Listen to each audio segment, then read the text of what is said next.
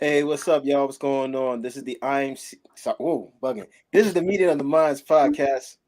We are here tonight. Hey, what's up, y'all? What's going on? This is the I.M.C. Hold on. Whoa, Oh, bugging. goodness. This is the Meeting of the Minds You podcast. know what? We are here tonight. Hey, what's up, y'all? What's going Oh, goodness. Sorry about that, y'all. I had YouTube open. At first, you don't succeed. All right, so now we about to introduce to y'all the new theme song. All right, here it is.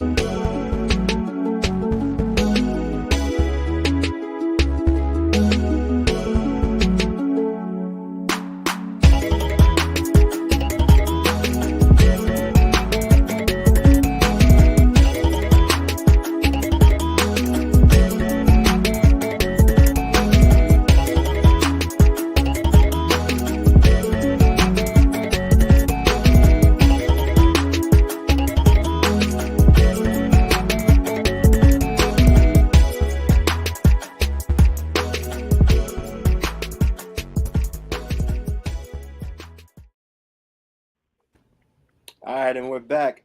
Sorry about that, some technical difficulties, but we got through it. All right, so we are here tonight with the upgrade, Ray Umar, Ryan, Christine, Caroline B.A., and our special guest tonight on our episode Trolling versus Real Life, Sista George. Hey. Mr. George. All right, so I'm gonna let Ray kick this off. I remember the last time we were having a discussion about certain content creators being banned, and there was a the guy. What's the guy's name? Andrew something. Andrew Tate. Andrew Tate. All right, so I'm gonna let you take it away. Take it away, Ray. All right. So over the past couple of months, I think Sister George might have a better insight than me on this, but over the past couple of months, there are a couple of content creators that got banned for hate speech on YouTube. One was Andrew Tate. Another one is Sneeko. And I just found out that Just Pearly Things was also banned on TikTok. Yeah. And she's also demonetized on YouTube. So a lot of people tend to sensationalize their points. And I don't think that is fair because to me, some of their messages are clear and cut. But because people tend to take little parts of it and try to make it seem like they said something extremely radical, they end up getting banned for their hate speech, if you want to put it that way. I see. And I know Andrew Tate's videos was mostly, I think, directed towards women. What were some of the things he used to say about women, if you could remember? Honestly, one of the videos that I saw that I think was probably taken out of context was he was saying that women over 25 are considered old, and that he would prefer to date like a 19-year-old. Another thing that he said that some women are like should be slaves to high value men. Yeah. And another video I saw, or another clip of a video I should say I saw, is that a woman's job is to cook, clean, and to take care of the man and the children, pretty much. So wow. I mean, I really don't know how to respond to that because you have certain homes that are set up where women do the cooking, the cleaning, and all that other stuff. You go to Africa, you got men that have like 3 or 4 wives, and all of them are working together to take care of the home and the children and all that. But at the same time, we're living here in the U.S. where things are a little bit different, and I'm not saying that those same rules apply to everybody, but to say that women should be slaves to like high value men, that's crazy. But then again, what is considered a high value man? What's considered a high value woman? You know what I mean? Because you can say that you have all these high standards that you want for your future partner, but are you living up to those standards? Or are you just like, how do I put this? Like do as I say, not what I do type of vibe. But Upgrade. What you think, man?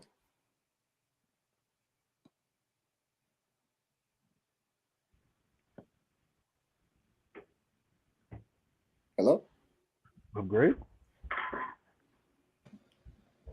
Any day. Oh. Oh, My bad. No, my bad. I was trying to get the technicals in. My bad. Nah, say that last question again. That's the question. oh man. Because Okay. we were talking about Andrew Tate and how I know we brought up certain things that he was talking about women being slaves. And because what I was doing was I was trying to pull up and see if he actually said that. And he did. He talked about why I date younger 19-year-olds, but I didn't get into why and how. But as far as like content creators such as Andrew Tate and others being demonetized or being taken off of social media, and like Jess Pearly. I actually watched Jess Pearly. I watched Jess Pearly. I watched Andrew Tate, and many of the things that they say are true.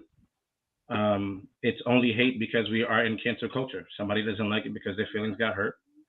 All of a sudden, they find a bunch of people whose feelings also got hurt, and then they all go ahead and they all try to ban up. But then when you literally listen to people talk and they say, "Yo, you know what? Most of the things they say is right. Like I really rock with that." And you hear women saying it, just like you hear men saying it.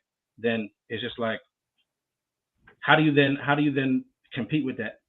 So somebody like Jess Pearly, she's literally talking about men's issues, just things that men go through, men's issues, things that men go through. And she has other men on the podcast. But then when other females get hurt or when they feel like or when they get triggered by certain things that she says, because there's been plenty of episodes that I've seen that where it's just like now you say certain things or certain things that are hate speech, but is it really hate speech if it's just upgrading a certain group?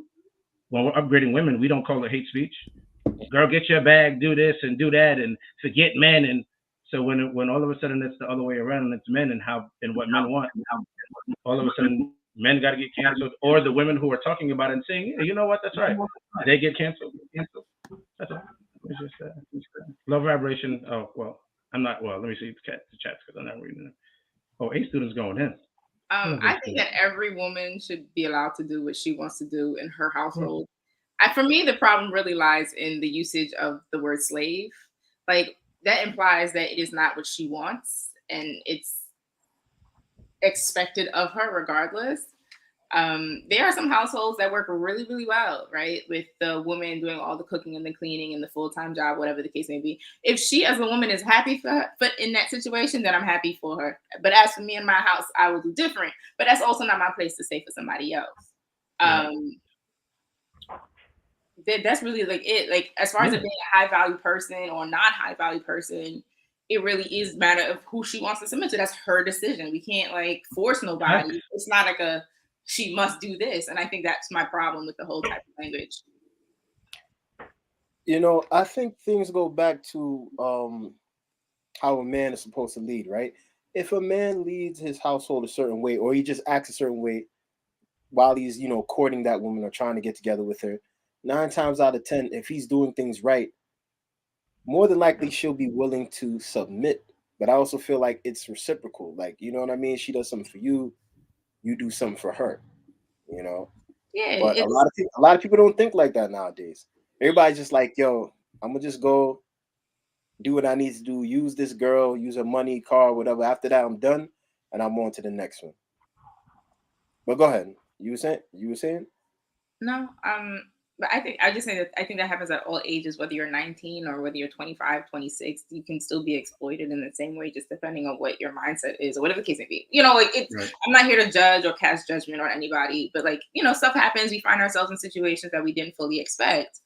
But choosing a 19-year-old girl at your age, the brain is not developed at that. You know what I'm saying? That's just cringe to me a little bit. But if that's what she want to do, that's what she want to do. Who am I going to tell her different? I remember I saw a video on, I think it was on Instagram, and somebody said like, yo, if you saw this 19-year-old right now, and I guess it was a girl twerking or whatever in a bikini, and it was like, oh, you want to go after 19-year-old? And I just see the dudes in the comment section mad thirsty. I'm like, yo, y'all know that's a child, right? I don't care if she's legally 18 or whatever. Like, it's still a child. Like, why would you want to go out with a teenager? 19. Like, the word teen should not even be within your vicinity. You know what I mean? But there are a lot of dudes that think like that. You know, they figure, yo, I'm gonna get this girl. She's dumb. She don't know anything. I'll control her, manipulate her, and do what I need to do. Not realizing that in the process, she's gonna end up broken, and then that's gonna be hard. It's gonna be harder for her to trust men. And then at a certain point, she might actually want to start playing them the exact same way you started playing her. You know, but dudes out here are not thinking. They figure like, yo, a younger chick won't. I won't have any problems with her. I'll be able to control her. But like, it's a child. Like, that's, think about it. Like, that's your daughter. Like, you know what I'm saying? It's messed up to say, but nah, nah. If it has the word teen in it, it's a problem. So Anything. oh, I'm sorry. No, go ahead. No, I was gonna ask, do y'all see it as a double standard when women choose to date younger men or men in their teens? A lot of men that I know that are womanizers, um, the majority of them were messed with by an older woman when they were much younger. Especially like losing their virginity. A lot of them lost their virginity to older women, like much older women. And Yep. society doesn't really talk about that type of dynamic. No, We I focus a lot on the men, dating younger women, but we don't really focus a lot on the women dating younger men and doing things to them as We well. Right. we I don't talk about the teachers the female teachers who abuse, and it's all over the news, mhm. Yeah. who abuse the young men and the boys, and we don't talk about that. But then all of a sudden, it's when the guy chooses younger, and then there's a reason why it's younger because it's biological. The other reason why, when it's an older female choosing younger, maybe because she wants to feel younger, what is she really getting from him? If then he's not mature, just like we saying that the girl is young. So what is she doing that she's manipulating his mind as well? Forgive me, Mm. but did you just say that an older man wants to get with a younger woman solely because it's biological, or we can excuse that behavior because there is biological influence, as opposed to the other way around, and it's not biological? Um, I mean, okay, so even think about it this way: when we were all younger, right? We were all in school, we were all in high school, and the girls were around. The not saying you, but just saying like there were girls around. Who were those girls dating? Were they dating the guys their age, or were they dating older guys? These are Typically, the older guys. typically the older guys that the girls were choosing. The girls were choosing because, mind you, the guys their age came. They came with flowers. They came with the hearts, and they came with the teddy bears and all that. And they came and said, "Hey, I want to date you. I want to like you. Nah, I want you." And so they typically dated older. That's what the women actually chose to go do because women are the gatekeepers of sex. If not, then it's rape or it's molestation. So Mhm. in the other way around, when you have boys who are sitting there and they're younger and they're molested or they're raped or whatever by older women, we don't talk about those things. Mm. We don't speak about it as much as we speak about, oh, it's disgusting for a guy to look at a younger woman. But yet, mind you, when a female is younger, she's ready to produce. She's she has more of her eggs. When you're older, at 40, at 50, and you want kids, a man wants kids, he's not going for a 40, 50-year old knowing that her eggs ain't valuable. We're not having as many kids as I want if you were younger. So I'm not saying to go for the 19-year-old. I'm not saying to go for there. What I'm saying is men do go for younger, yes. But to go that young, nah, that's chill. But you know what I'm saying? To go for young, yes, it's also biological. You can see it in how we move in how we move every day. If women were really going for the guys their age, I want to see that really happen. But most of the time that happens, next thing you know, they leave that guy. Why? Because he's not he's not mature enough at one point. He's not financially where he's at, but he has to get there somewhere. So that man has to go and develop to get there. When he gets there, then he gets there. But unless you're riding the wave with him, if not, then the dynamics are going to be there because most of the time we see that when we were younger. The girls sat there and chose. The boys sat there and literally came to the girls and said, "Hey, I want to be with you," and all that. The girls, "Nah, I'm good." And they were going for the older guys. And what did the older guys do? They literally reciprocated and was like, "All right." When the guys went for the females their age, They either got played or whatever. Nah, chill. So then younger women said, oh, you know what? I want to go for an older guy. We hear it every day, all the time. I'd rather go for an older guy than a guy my age. It's just, it's there. I don't know. I don't know what to tell you. It's just. I still find it. I just can't excuse it. I think when both men and women go for younger people, that's a bit predatory. Regardless if there's a biological reason, regardless if the young girls have an affinity or have a preference, let's say an older man. I think that as the older individual, right, like if we're considering the age gap, you should be cognizant enough to know, like, no, this is inappropriate. Even if her at her young age can't tell you that or state that. And I think it's the other way around. If an older woman was to go for a younger boy, no matter what was the reason, biological or not, it's predatory and it's inappropriate. And as the older party, you should know better. I don't think just because it's what we see and it's what's normalized in the media or what we've, always experienced, it doesn't make it okay. Okay. I see what you're saying. Definitely doesn't. It's crazy. I'm looking. You want to finish? Wait, because a student has been blasting these comments. Yes, that's what I'm about to talk about, man. So I want to get to one where a student said, women who are with high earning men need to be prepared for him to have other women. That is the norm. There are expectations, but generally speaking, the high earner don't have a high moral count. High moral character. Can I say something about that? The problem is if you are this high earning man and you feel like you have all these big kahunas, why not be upfront and straight up from Jump Street? You have women who will engage in those type of relationships. The problem is a lot of guys, I'm high earning, but I'm going to sign up for a monogamous relationship knowing that I really don't want monogamy. Then you look at the woman, because the woman is holding you to account for something that you signed up for. Like, why sign up for it if that's not what you want? Especially if you have women that are willing to engage those types of relationships. I agree. You know what? That's a good question. I think there are men that know that there are some women that are not going to go for that. So what they do is they do the regular okie doke and they figure, all right, I'll just go into a monogamous relationship, but I'm still going to have somebody on the side. I'm still going to cheat. And yeah, it sounds stupid, but men know that certain women are not going to go for that. If you know the type of woman that you're approaching, she's not a, for lack of a better word, a dummy, you're not even going to go and try to do that. But at the same time, it's like, be honest and be direct about what it is that you want. But what men do sometimes is like men play games and they're like, do I want this? Do I want that? So it's a matter of preference. Also, it's a matter of they're choosing. They have a lot of different options. But at the end of the day, it's like, why even put a woman through that? Why be in a monogamous relationship if you know that you're not going to be exclusive just to her?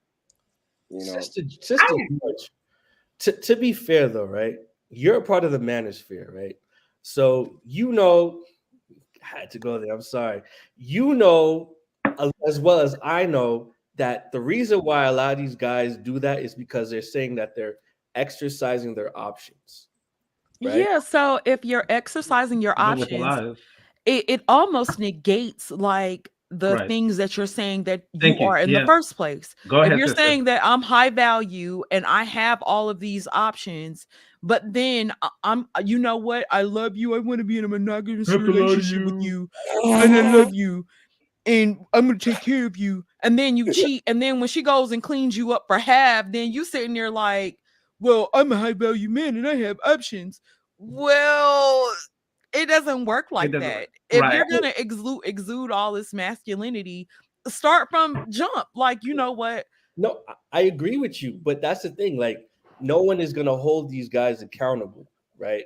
That's why they get to skate off and say, "Hey, I can exercise my options because I'm that guy."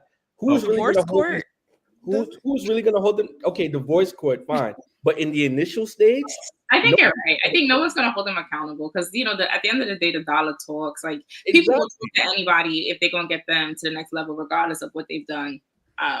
if they got enough money to do that. But then it goes back to the accountability of being of that man. If that man is going to sit there, now mind you, if you're going to be real, because mind you, being real and being honest gets you the pum pum. I don't know what these guys got to lie and being that you literally cause more trouble lying than sitting there just saying, "Yo, listen, I mess with other females. Either you want to rock with it or you don't. If you want to rock with it, you rock with it. If you don't, you don't." But the thing is that the females that they're choosing to deal with, because there's something that they're attached to, that they don't want to lose the female, that it's like, now I have to go lie to you and I have to go now make this whole life, but then I have to now sneak this whole thing. You ain't got to do all that. It's the guys who are not real with themselves. You literally, and you like that drama too. They like that drama. But then the real question is, are they high value or are they high earners? Because there is a difference. They're high value, not high earners. You see, the high. No, sorry. They're high earners, because the high value guy is the one that's going to sit there and tell you, I do what I do. I am who I am. This is where I'm going. This is what I'm doing. She respects that. The high earner is the one that uses his money and can sit there. Mind you, you're using your bread. You can use your bread to sit there and say, hey, as you're using it, she's sitting there like, oh, yeah, baby, I'm with you and I'm only with you. Okay. And he's buying everything for her. But mind you, he's doing stuff on the side. That's that guy that's using the money. The high value guy. It ain't got nothing to do with money with a high value man, really. It really has to do with his character, who he is. So then can we say that the guys who are saying, oh, I'm high value, they're not really high value, but they're really high earners? I can go to names, and Sister Jers knows a lot of names, but so you might have to go to names. Huh? You might have to go to names. What exactly is a high value man, and what is a high value woman? All right, so according to Kevin Samuels, which was, he really took it from somebody else. No, I'm not trying to go off for Kevin Samuels. I No, want to know. No, I know that. Look at that Caroline's face, like. No, I know, but what I'm saying is he got his information from somebody else. Right? A high value man. man. What I'm asking. I want to know, for y'all, what is a high value man, and for the women, what is a high value man, and for the men, to you, what is a high value woman? I don't know. I'm broke, so I can't tell you right now. Broke lives matter. I can't tell you.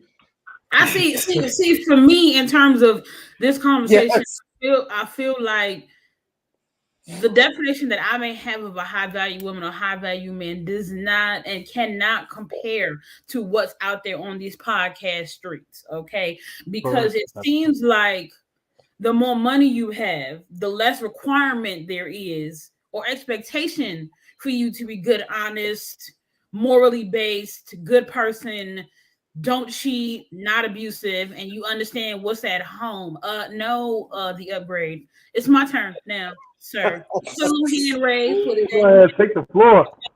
Because it's like the more money you have, the more options you're allowed to have, the more women you're allowed to have in your circle. If you have a wife or a girlfriend or a fiance, she can't expect you to be faithful because you make money. And I'm out here like, well, I make money. But then it's just like, well, you're a woman and we're not really out here looking at your poems. We out here worrying about what we doing. Yeah, because I be in here watching all these little podcasts too with all these brothers. And I be trying to figure out, See, let's talk a little bit about what we going down Ryan Street, right? We all knew that all of this was going to happen the closer and closer we got to the end times, right? So the moral climate in society was going to go down. So like people trying to explain to me every day something else, right? So today in the women's group, they're like, somebody asked, like, would you recommend shacking up before marriage? And I'm like, no, just don't do that. Get married, live together, and then I got people arguing with me, and I was just like, do what you do. You be a living girlfriend. You do what you need to do. And as for me in my house, we're gonna do this. Or like in another group, it's like, who comes first? Because, single women love pitting in terms of importance, the husband, the son, father, brother. I'm not putting no man before my kids. Whatever. So I came in the clip and I was just like, so it all depends on the situation. Balance is key. One of these individuals is going to be prioritized at one point or another. It's not child abuse to put your man before your kid. Some days in the house, the baby be crying.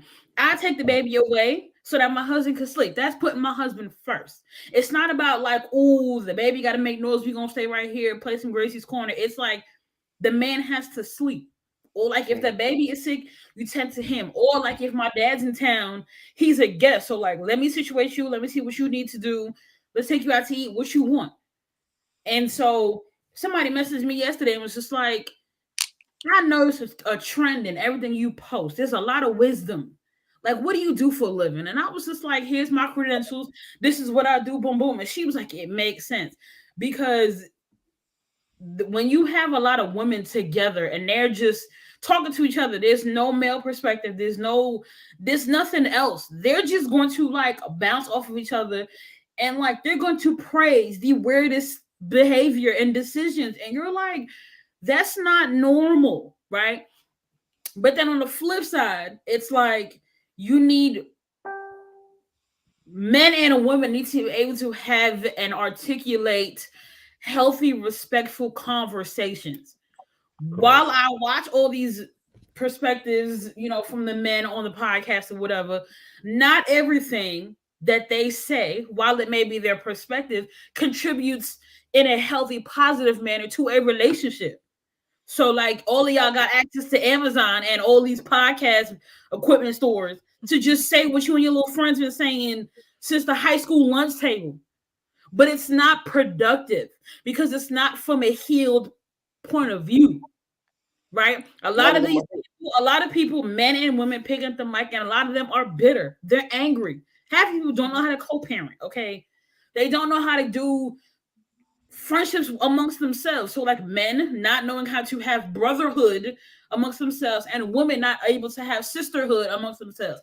So until you are able to communicate effectively amongst yourself, you're definitely not going to be able to communicate to somebody else. That's just not how it is. My Facebook experience has greatly improved once I stopped allowing people to see my posts. Because there are people who are like ready to argue with me. They're never ready to help or like listen. They're just like, we want you to, Caroline, to understand everything we're saying. We're just going to intentionally misinterpret what you're saying. Cool. You don't have to see it though. Like you can't see it until I go public. And most of the time I won't. So I feel like we're all just like talking at each other and where no one has a common goal in mind. Like I could post like men ain't shit and Nick Cannon that and girls shouldn't do this and body count matters. And I got people commenting from all over the place, right? But let me say, like, how do we do y'all have life insurance? Like, how the kids doing? Like, ladies, let's build and balance the hormones, let's heal ourselves.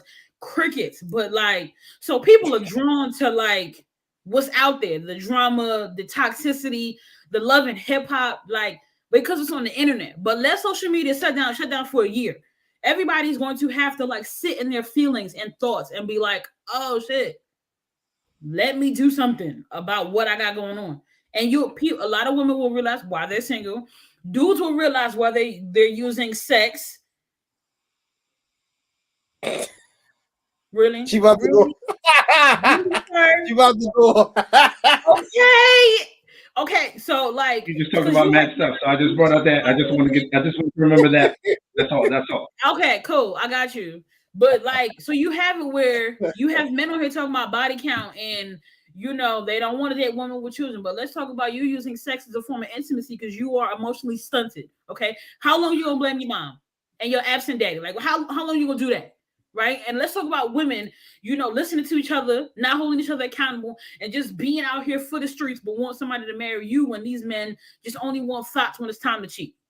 Preach it. Preach. So both sides have issues and both sides need to heal. And until they heal themselves, you're not going to be good for anybody. Not good for your children, not good for your spouse, not good for your cuddy buddies. You're not going to be good for anybody. You just spilling toxic seed in unhealthy places to plant your next generation. That's all it is. Instagram. Somebody find David Spears and play after preacher. Lord have mercy. I'm just saying, like it's too much. See, Ryan, you see, Colin's on here behaving right now a little bit, but him and I be going back and forth because, like, I don't know what part of the internet he be on, but like, it's And then Ray be on wherever he be at, can't drop that because we're trying to keep it protected. But it's these people really out here just saying craziness. Like women who are like, if a man invites her to a coffee house for a first date, she not going. He broke. He got to drop $200-$300. I'm not in those groups, but mind you, that's the first date I'm going on. And if you don't want to go, then that's the last date you're going to go on with me. You could take me bowling. You could take me to the dollar inside the club. Your eyes, Sister George. Cause I'm like, if y'all take the time out to actually develop like a real life friendship and you actually go through a courting process as opposed to wanting to hit it on the first night, you want to take her to Dunkin' Donuts and get her like a little coffee and a donut, and then you want to smash. If you stop taking out so many hoes, then you would have time to cultivate the relationships that you want. Courting should be like a thing. If you talked on the phone with a person for like maybe about 2 weeks and then you decided that you wanted to go out with her, I hope that you wouldn't want to take her on a coffee date. But it's like a guy will call you, y'all meet one night, the next. What's the problem with the coffee date? I have a problem with the coffee date because the problem is it's like you're trying to vet me while trying to cheapen the whole experience. I want to take you out for coffee because I don't know if you're good enough to spend any money on. And I'm saying the thing is the financial liability will always rely on the man, and the woman has never no expectation to put out at all. She will jump in these women groups and complain about how cheap he was. So for me, there's no pressure, right? You talk to somebody for a couple times on the phone, you text a little bit. There's little to no pressure taking somebody to coffee date, bowling, something where he doesn't have to drop $100 $200 on her, pay for her travel expenses, pay for this, she want her outfit, her makeup, all of that. So in dating times in 2022, there's a lot of entitlement that comes with dating modern women. I have no problem with the man saying, I'll pick you up, take you to a nice restaurant. But in the day and age, broke women say they don't go to chain restaurants. But baby girl, you can't afford this restaurant either. So you either want Starbucks or Dunkin'. Like what you want? Like I think it's like two different extremes though, because if you took the time out to court the person, like if we talk on the phone 2 times, you don't really know how to gauge me, or you haven't had enough information to gauge me. But if we talked on the phone for 2 weeks and you're asking good questions, you're seeing what I'm reactionary to, you're seeing what sparks me, you're able to gauge what type of person I am, and basically about 2 weeks versus what you would do even if you took a person on a coffee date, because that's still like you're trying to follow up on attraction and you're just trying to see if the person is worthy of going on like another date. And I feel like that could be accomplished like through phone conversations initially, and then if y'all go out on a date. Now I don't agree with chicks talking about they won't go to chain restaurants, this, that, and the third. I think a lot of that stuff gets ridiculous. But at the same time, you ain't about to take me out for no coffee. Like, baby, I'm grown. I got whole bills. I got stuff going on. I got stuff going on. You're right. But here's the thing, right. Listen, Linda.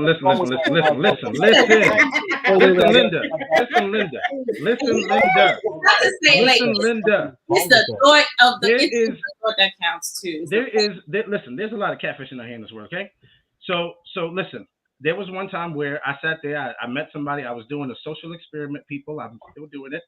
So on this social experiment that I was doing, so I'm sitting there, I'm going on dates, whatever. Not really going on dates, not necessarily, but just meeting people. So as I met this one person, so we're sitting there, we're talking for like maybe 2 weeks through text message, right? And so we end up talking on the phone.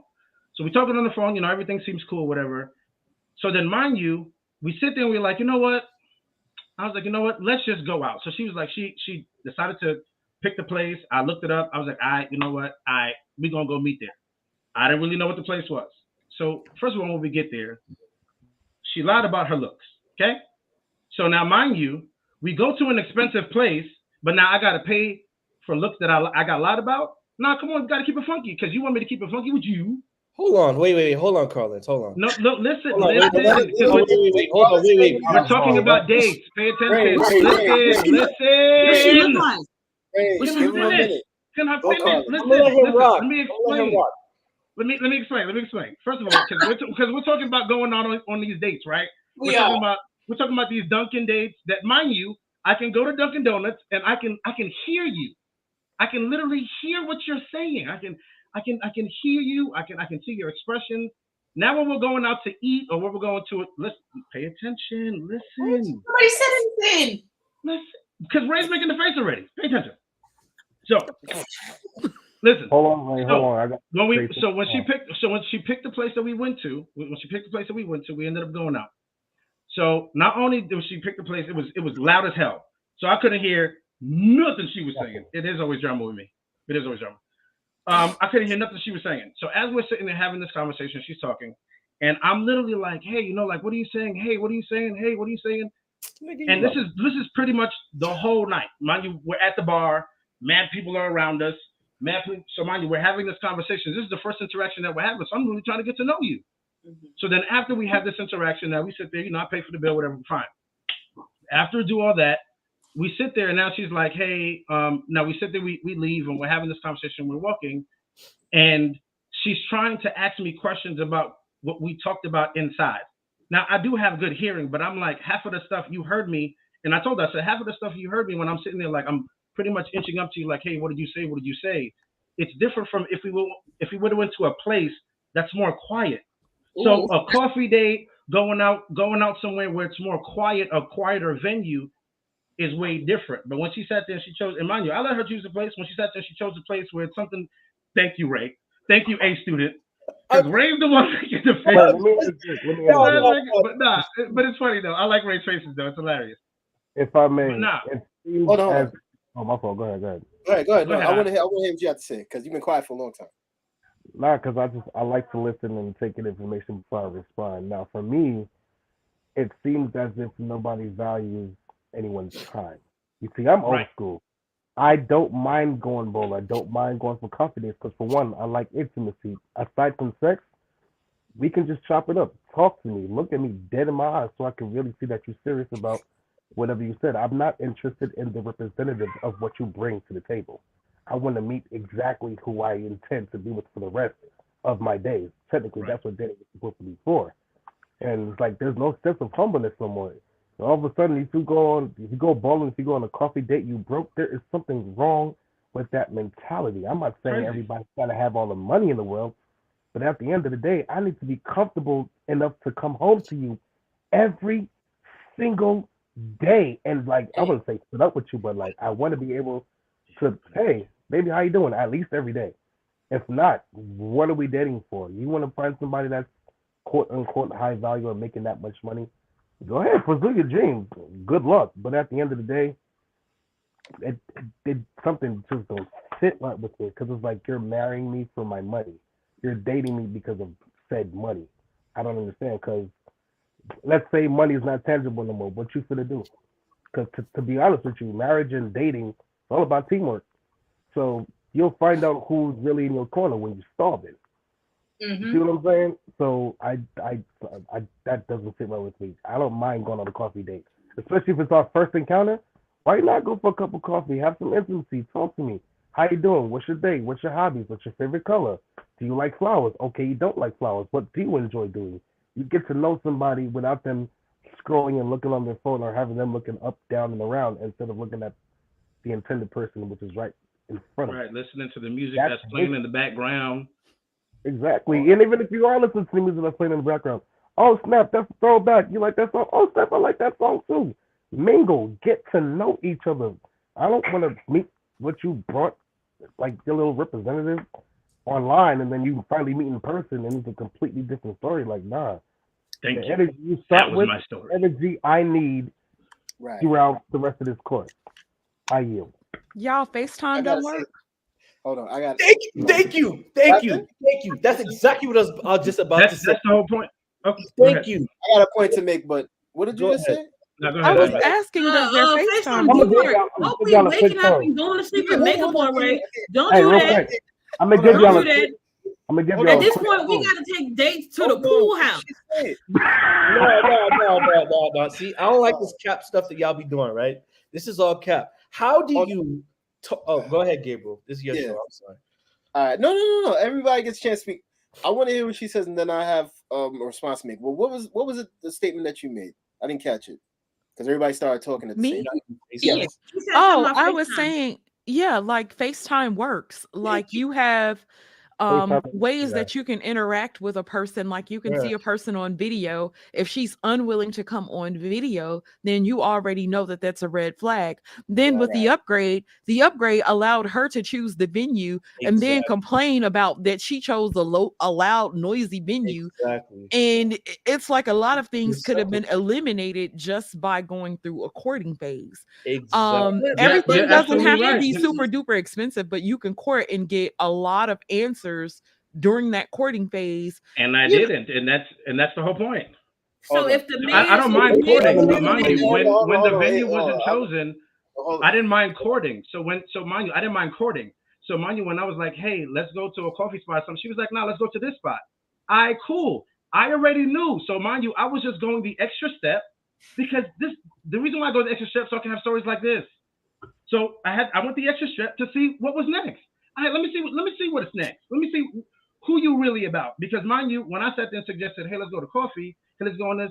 Nah, I got this spot that we can go to, and this other spot we can go to after. All right, cool. You know what I'm saying? Like you, at the same time, you want me, right, as a man, to sit there and to trust you and to trust your judgment. So let's go. I'm not gonna sit. I didn't really complain about the spot. It was just that after when I was like, hey, when there was another time to go again, and I was like, hey, you know what? Let's pick a spot again. Let's pick a spot that's a little more quiet where I can hear you. Now this other spot, we ain't speak again. I already knew what time it was. You know what I'm saying? Like we can tell by doing those things, but mind you, men have to be the one to deal with those expenses. So if I can go on a coffee date first and get to know you, I don't have to waste that time with her that time. You feel me? But I did waste that on time, so I can have a story like this, and I could also be like, you know what? I know what not to do the next time. I know what other men not to do the next time. Men don't do that. That's different. You understand? Men are out here sitting there just like Ray said. Yo, you know what? Let's go bowling or something. Now I don't want to go bowling. Hey Caroline, hey, let's go to a chain restaurant. I don't do chain restaurants, but I seen you here last week with your whole family. You know what I'm saying? Like Yeah. that don't make no sense to me. So it don't Let me make no give sense that we can't go do that on the first time so I can get to know you and then we can upgrade from there and say, you know what? You're worth my time to go take to Nobu. You worth my Hey, I'm time gonna to give go and y'all do and get that filet mignon. So a, I'm That gonna give first y'all date a prime though, no, example. I'm good. I'm gonna give y'all a prime example. All right, I'm good. for my Oh, let me- relationship before we even had children, I met Shorty at Oshkosh. Now, mind you, she was supposed to be on a different bus with a whole different other crew of people from whatever SDA church they were. Okay, here come a bunch of black boys on the bus. Everybody on the bus, fair skin, whatever. Cool. Fast forward, on the way back, we're getting to know each other literally by simply talking to her. What is it that you do? Oh, you're a fashion designer. Okay, can I see your sketches and things of that nature? It's simplicity is really key. And it's crazy because with all the social media, that's technically the problem. Everybody on both sides have so many options. No one wants to stay with just one body no more. They see, oh wow, Shorty look good, this and third. Oh snap, but she got a fatter ass though. I'm trying to tap that. There, there's too many options, and with so many options, like if you go to a candy store and your mother only tells you can only get three, you see purple, green, yellow, and all kinds of stuff. You can't just choose three. You gonna come like, yo, I want this, that, and that, and I got that little extra money too. I want all of that. It doesn't work that way, man. Simplicity is key. There's no one wants to be simple no more because if everybody's making podcasts, everybody has some. It's like everybody has a platform, and with every platform that this person has, there's like a group of fans who will back them up, and so on and so forth. It's like a continuous cycle of nothingness. Like that needs to stop. I know it ain't gonna stop, but at the end of the day, something as simple as that, talking on the bus, like we waited a whole year. Nobody was even talking about sex. It was literally about, okay, I met her mom, met her pops, met the step pops, met the rest of the family. We went bowling, we went to the movies, things of that nature. We enjoyed each other's time. Then we sat each other down. All right, so what did you try to do? Because neither of us are getting any younger. You trying to have kids or not? Boom, boom, boom. Got the confirmation. Life goes on. You know what I mean? But you see, right? I want to. I But think. you see, Hold up. Wait. I gotta say my piece, Carl. Go for it. go ahead. Go ahead. All right, so I like what Ryan just said because the brother was directing exactly what he wanted. She got on the wrong bus. They just started talking. Like, how often does that happen when you meet a nice, young, beautiful woman and you could just sit down and have a But here's the conversation? thing, though. I made the effort to talk to them because they were not trying to talk to us. Because my squad emphasis, no, not emphasis, central, we were all loud because this was my first time going to Oshkosh, Wisconsin. So my boys, we hype. They get on the bus, they tired, they sleepy. It's like 3 a.m. They want to be quiet and whatever. So I made it my business to pursue this woman. And that's when I was like, yo, y'all gonna talk to us today. What's going on? And once I figured out, she was warming up to me, that's when but the pursuit is on. But at the end of the day, bro, like closed mouths don't get fed. That's all I'm gonna say. Right. Yeah, I mean, hold on, wait, hold on. I'm sorry. I'm looking at this chat and y'all setting yourselves up for failure. Ray, why would you say? Because Why would you say? Hold on, but let me finish what I gotta say. Let me say what I gotta say. All right, so back in 2018, right? I had a friend of mine. She and another one of her friends set me up on a date with this friend's sister. The whole time that we're there, this girl is on her phone the whole time. And I'm like, yo, what is this foolishness? Why would you set me up on a date like this? After that, I was like, yeah, I'm not talking to her, I'm not calling her back or nothing. I'll tell you of another incident. There was this young lady I met in 2011. We weren't romantically linked or involved or anything like that, but we became friends over the internet. 2013, right? She decides to invite me to her church. They're having some week of prayer or whatever, right? I get there to the church, right? It's all the way in Brooklyn. It's a Kojic church. And I'm there. I'm like, all right, so service is about to start.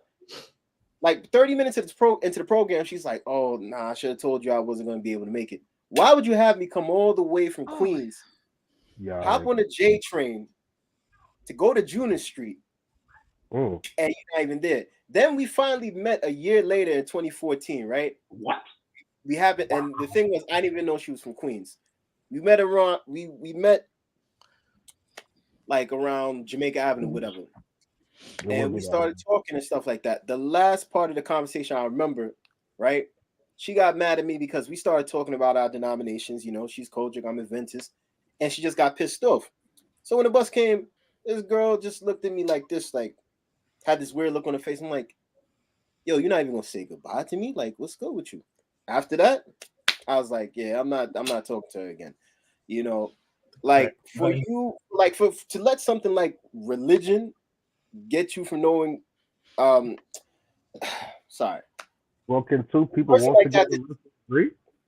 Huh? Well, can two people walk together unless they agree? You right. No. Right. But here's the thing. The thing was that we met her for the first time, and I was trying to go. I was like, yo, let's go get something to eat. She wasn't with that. It was a weird vibe. Why would you agree to meet up with me and then you decide the deal breaker is you don't want to switch religions? All right, I'm out. That's stupid. But I understand. Everybody has preferences. I would have just been, I would have respected her if she said like, yo, I don't want to meet up. And I would have been like, all right, cool. Now let me go to the food thing, right? Honestly, it doesn't matter where you meet. You could be at Baskin Robbins. You can go to Nathan's, Subway, Burger King. You can go to Crown Fried right down the street. It doesn't exactly matter where you're at. And I'm not saying to take your date to any little place where there's garbage on the floor and bums sitting outside. I'm not saying that at all. I'm just saying y'all choose exactly where it is that you want to be and spark up that conversation. Yo, y'all can even meet in the park when the weather is nice out, you know what I mean? Have a little picnic, like little things like that, Now, when a man is taking a woman out on a date, let's say to something like a movie theater, right? And he decides he's going to stop off to go to the local Dollar Tree store because he knows that the snacks are expensive. With like, first off, a movie ticket is $16, not $13 no more. Hot dog is like $6.25. Large popcorn is $8. Like everything adds up. So for you to hop out of the car and to go take an Uber and not even tell him like, yo, the date is over, it's like what were you I thinking? go to the man drive-thru. He's trying to be like, yo, I want to take this girl out, but I know that it's a little bit expensive, especially the tickets, especially if he's paying $16, especially like let's say that he's paying for the whole date, including the tickets. That's gonna rack up a lot of bread. But the thing is, she's not thinking of it like that. She's just like, yo, this dude is cheap. He don't want to buy nothing at the theater. It's not that. It's the candy he was getting. He wouldn't have minded paying for the other stuff, but you just decided to jump to conclusions, and you think like, yo, he got to have it all together. Otherwise, I'm not rocking with him. So you call the Uber, and you leave. You had more money to get an Uber than to pay for the candy. Wait, you wanted her to pay for the candy? No, I don't really want to pay for the candy. If it was up to me, I'd have sat there and I'd have just went to the drive-thru and I'd have had my own candy anyway because the drive-thru. No, but you wanted her to pay for something on a date? Uh-oh. So here's the thing for me. This is why the courting process is really important. If a man wants the woman respectfully, the man has to pay for the date. That's facts. Right. I think whoever asks should pay for the date. Exactly. But mind you, she left because he went to go get the candy. Like it's candy. So mind you, candy is candy. No matter if it's, mind you, at one store it's $1, and at the movie, if at the movies it's $6. Wait, you left the movies to go to the store? He didn't leave the movies. They didn't get to the movies yet. They didn't get to the movies. They were going to the movies. Oh, and you was about to stop at the store, and then she was like, he stopped at the store to go get the candy. He's talking about a post. So he picked the girl up from her apartment, house, whatever the case may be. On the way to the movie theater, they made a stop by the Dollar Tree or the dollar store to pick up some candy for the theater. I think, if I remember correctly, she was like how he broke or whatever, and she didn't continue. He broke for buying dollar store candy, and she took an Uber home. Yeah. So like while he was in the store getting the candy, she just took an Uber right to the house. Hold on, wait. Let me say something. You know what the problem with that is? If he came out and didn't like, let's just say she didn't contact him, he would have been like, oh my God, did she get kidnapped? Did something happen to her? Like anything could have happened to her out there. She could have gotten raped. I mean, it's different things. Like imagine him coming outside and realizing like, yo, where is this girl? I'm pretty sure he was afraid because it's like, yo, I went to go pick you up. Now you're gone. What happened to you? Did someone snatch you? Like, and she's not thinking about that. You know? She's probably thinking that you were trying to treat her like she was cheap or low grade or low value, because you actually did it like while in her presence as opposed to doing it before you got to her. And that could have been a thing too. Like if you, that's the part. Let's say, for instance, I don't know her candy, right? Let's say I don't know what kind of candy she likes. So let's say we in the car and I ask and I say, yo, what kind of candy you like? And she tells me. Wait. Let Colin speak. I'm sorry. So here's what's crazy. I've watched so many people go to the store before they get to the movies. Women throw stuff in their bags because men, we got the pockets and the stuff bulge out. But I've seen throw stuff in there to go to the and literally come out and compartments. You know what I'm saying? Like they've got compartments. So it's like if a guy goes, so you're literally instead of doing what you would normally do. See, this is the guy literally checking to see if you really like down. Because if we down to go do this, we doing this every single time, yo. We go to the movies, boo. We gonna go get this candy. So why we spending $18? Why we spending $18? No. And we watching every movie in the movie theater. Now, mind you, I'm not really talking about testing like that. But no, that's shit testing. But listen. You mean to tell me that? Wait. You mean to tell me that? We haven't. I don't know if we haven't in here, but we haven't sat there, gone to the store, knowing that the movie theater candy costs $6. I'm not paying no $6. I'm gonna go get it for $2. I'm gonna go put it in my bag, and we're gonna go inside. Did he have bad taste for going before they got to the movies? Probably. In her eyes, yes. But at the end of the day, if I don't know your candy and I'm stopping after I find out, I found out. I'm not gonna sit there at the if we go to the movie theaters, I'm not. If we got there, she asked for candy, we're not getting candy. Can I say something? Yes, Carol, what am I saying? Yes. Let's say the voice. If he says and he asked her for the candy, if he said and he asked her what kind of candy she got, that's when he probably jumped out the car and he probably got that instead of paying the money that he went to the store for. Go ahead, Apostle. Pay that. Okay, Sister George, in response to your what seems to be a confusion, I will say that I try to see the best positivity and everything that a woman should receive while in the meeting, dating to court, courting to marriage, married forever life process, right? But then some people tell me I need to get out these women groups. But then I'm like, no, I'm in here for research, right? Because you want, okay, for me, I took my husband on one date ever, and it was broke people stuff. But I was in college, so that's different. My money now is different. Okay, I can go to the restaurant with there's no price on the menu and pay with it. Cool. But back then, at 20, I was a whole bum, and he loved me for who I was and my good jokes, and so whatever. But here's the thing, right? I believe genuinely that there are men out here who will put money, depending on the kind of date. Let me talk like how these men be in the books. So we will put stacks and bands down on a date for a woman who does not demand that she gets that kind of treatment with no reciprocity in return.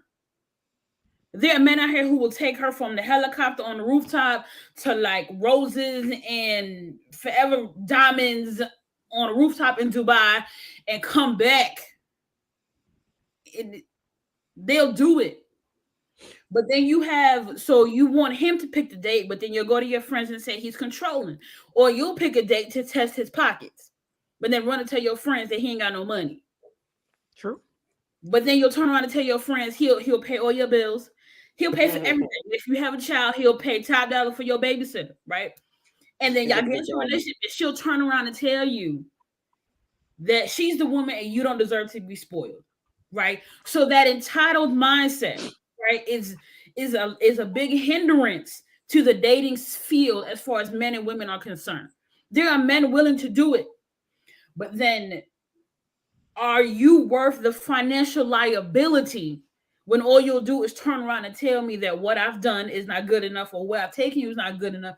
You don't like here, your ex did better, and you broke the 10th or whatever. Because women are coming on the internet talking amongst themselves, being on these little videos and their friends, whatever, and clowning men, right? You want the man to pick the date, right? Sister George, that's what you want him to do, pick you up or whatever. I don't want him knowing my address. I don't want to go to the restaurant because I don't like that part of town. No, he got to pay for my Uber. I saw a video the other day. Lady talking about if you want to date me, you got to pay for my wax. You got to pay for my makeup. You got to pay for Uber. For that.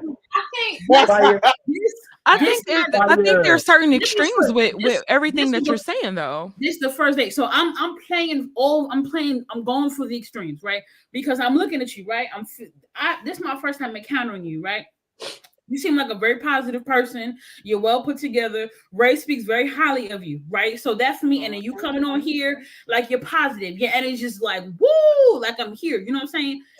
So in my mind, I'm like, you know what? Whoever hanging out with Sister George, you know what I'm saying? Do right by her because she's it, right? Not everybody's out here like that. True. Right? So if a man came to you with that kind of stingy energy, I'd be like, no, sir, go back to head where they found you at. You feel me? Because that's not the kind of caliber of woman you present, right? But then you have women out here, and you look the type of woman to like spoil a man, right? You treat me good, I treat you good. You let that flow of energy. They're not out here doing that, right? And then you have it where like they have a certain criteria for the men they'll date, but that criteria for who they have children with is in the toilet. Oh, you said a word. But I still think that the courting process would. But I think that the courting process would still eliminate a lot of that. If you call a chick up and be like, "Hey, girl, if we go to the movies, are you the type that I gotta buy all the candy out the I gotta get all the candy for the concession stand, or you gonna sneak some of them Nathan's hot dogs in your purse, whatever." It's certain things that you could get out of the way versus I think when we all go out on dates, everybody's so busy trying to get the other person to like them that nobody wants to present realness or keep it a buck. Me and my husband wanted to take me to the chicken shack on the first date. We could have went, but we had a long courting process. I felt safe with him. We talked about things. I I didn't try to piss him off, quote unquote, but I would ask him tough questions to see how he would respond to certain things. What was his reaction to certain things? I'm asking him about things that he put his money into. Like, was he a cheapskate about, you know what I'm saying? And it's like, if you going out with a girl, like after you initially meet her right off, I get the trying to establish connection and trying to get to know, but I think like the phone process that used to work, that used to be a thing back in the day where you actually fall asleep on the phone with somebody. Right. Listen, Just but listen to me your breathe. But you phone got to know a lot more about them. That's the And part you have to. Facts. I think a lot of money could be saved if we actually just went back to a longer courting process, as opposed to you calling a girl up and you trying to get her to go out for coffee and she's suggesting some noisy ass place, or you ask to take a chick to the movies and she agrees, but then you stop to get her candy. And I think with the way dating is nowadays, so you got all these dating apps, everybody swipe left, swipe right, and then it's coffee date, coffee date, coffee date, coffee date, coffee date, until you find somebody. And I think when chicks hear coffee date, like to me, a flag would go up, because it's like, well, damn, how many chicks are you dating to where you trying to take me out for coffee like you try to do everybody else? Sister George, they'll swoon Well, for they- the they- chick they- flicks. they- Would you rather With somebody ask they'll you, would you like swoon to for go the on a chick coffee flicks date? where they Honey, go on a you coffee eat dates, on. right? Where the billionaire is taking a woman to a coffee date, right? But they'll call you cheap in real life, taking her to the same coffee shop. Because the billionaires They'll watch Made in Manhattan, all these other movies. Oh my goodness. Not Because made the in man is Coffee Manhattan, white. was girl. delicious in it. I wanted to. Oh my goodness. Why He's he do white. Jonathan like that? You call her up and be like, ma'am, we go to the same coffee shop. She be like, no, I don't do that. She go to the same coffee shop to get her own. That coffee in there is like $25 a cup. No refills. Damn. With organic coffee beans from What kind of Colombia. coffee is that? I What need that coffee in my tastes like life. refill for? No, these 25 hours, coffee it's gonna be people fill drink itself. Gentrify Brooklyn and Gentrify Gentrify is Harlem. It's gasoline. not cheap. It'd be expensive. Oh. I ain't gonna hold you. It'd be It's expensive. expensive, right? Fix your face. What you got to say, man? Who? Yo, fix your face. What you looking at me like I'm Collins? What's up? I didn't say nothing. No. I listen. They might got say something. something. Go ahead, Gabriel. All right, so I saw a comment that kind of got me Yashar, come here. because we're not. It's all right, because we're not talking about race, but I'm gonna bring up this comment. KP made it. Let me see. It's actually I'm trying to find $60 it right now. with tax. I'm gonna read this. It's amazing how black folks want to waste money. They have the least amount of wealth. Amazing, isn't it? This is we're not talking about black economics. We're not talking about this or that. This is not that type of discussion. You know, I understand the $200 shoes, this, that, the Yeezys, all this other stuff, but that's not that type of discussion. We're talking about relationships and dating. So, how does black people? No, you know what? Maybe it does have. Maybe that person does have a point. But look, it's not only white people that spend mad money; it's other races too. But we are just the ones we get. It's like we're the poster child for it. You know what I mean? We're highlighted more. Like I wanted to say though, when Caroline had mentioned about the women that have these requirements, a lot of these women are miserable. If you look at like their lifestyle outside of the internet, Horrible. right? They're miserable. Like for example, look at Young Miami and Diddy, right? They just broke up, right? They did? They did? Yeah, they just broke up like 7 hours When? today. About time. It was like He said today. They broke up, right? Well, So damn. Today. my point That with was a that real being is like Miami, she was talking all this hot As stuff me. about you got to pay for this and blah blah blah, but she was damn near sniffing Diddy's booty crack up She and, was. up and down the damn like internet. You know what I'm saying? Like Oh god. out here, Is he buying her gifts and all this? I mean, Yeah. he took her on like $100,000 shopping sprees. yeah, she's I buying. mean, if there was anybody to ever be a hoe for it, if you gonna hoe, Hello? that's Diddy the got time to all do it. money, okay? Yeah, but Diddy also kind of plays for the other team, so you know we're not gonna talk We don't about know. that. That We don't know that for sure. Let's stop with the rumors. But my point being, right? My point being is that like a lot of these women, they'll say all this sensationalized stuff, but then you'll see her with a sign saying "Go Poppy," and Diddy didn't thank her on the BET Awards. He thanked Cassie. Like Like, you know what I'm saying? Like, it doesn't make any sense for a lot of these women to talk this talk amongst each other, and then there's no results. It's the same thing with the guys. They'll have these discussions. Oh yeah, I need a woman that's gonna do X, Y, and Z. She's gonna suck my dick from the back and all this other stuff. But then you'll see them saying, "Oh, baby, please come back to me. I want you back." Like, you'll see them doing all this simping. So it's like, if you're not gonna be that way, and it goes back to the original conversation, trolling versus real life. If you're not gonna be that way offline, then don't try to be that way online. Right. I got one more point to make. All right, so you had mentioned Diddy, right? Mm-hmm. And I'm looking, I'm like, yo, this man has had many L's. Both him and I'll Be Sure had the late Kim Porter, and then Diddy had Cassie, and then probably some other young woman. I'm like, yo, why would you not want to settle down? I'm like, I'm trying to understand that. You know what I mean? Like, dude is, I'm not gonna say he's in the prime of his life anymore because it's like he's made more than enough money. But I would think at this time, this day and age, it's like, yo, player, it's time to like settle down. You know what I'm saying? You already have your kids. Like, you need a queen. You know what I'm saying?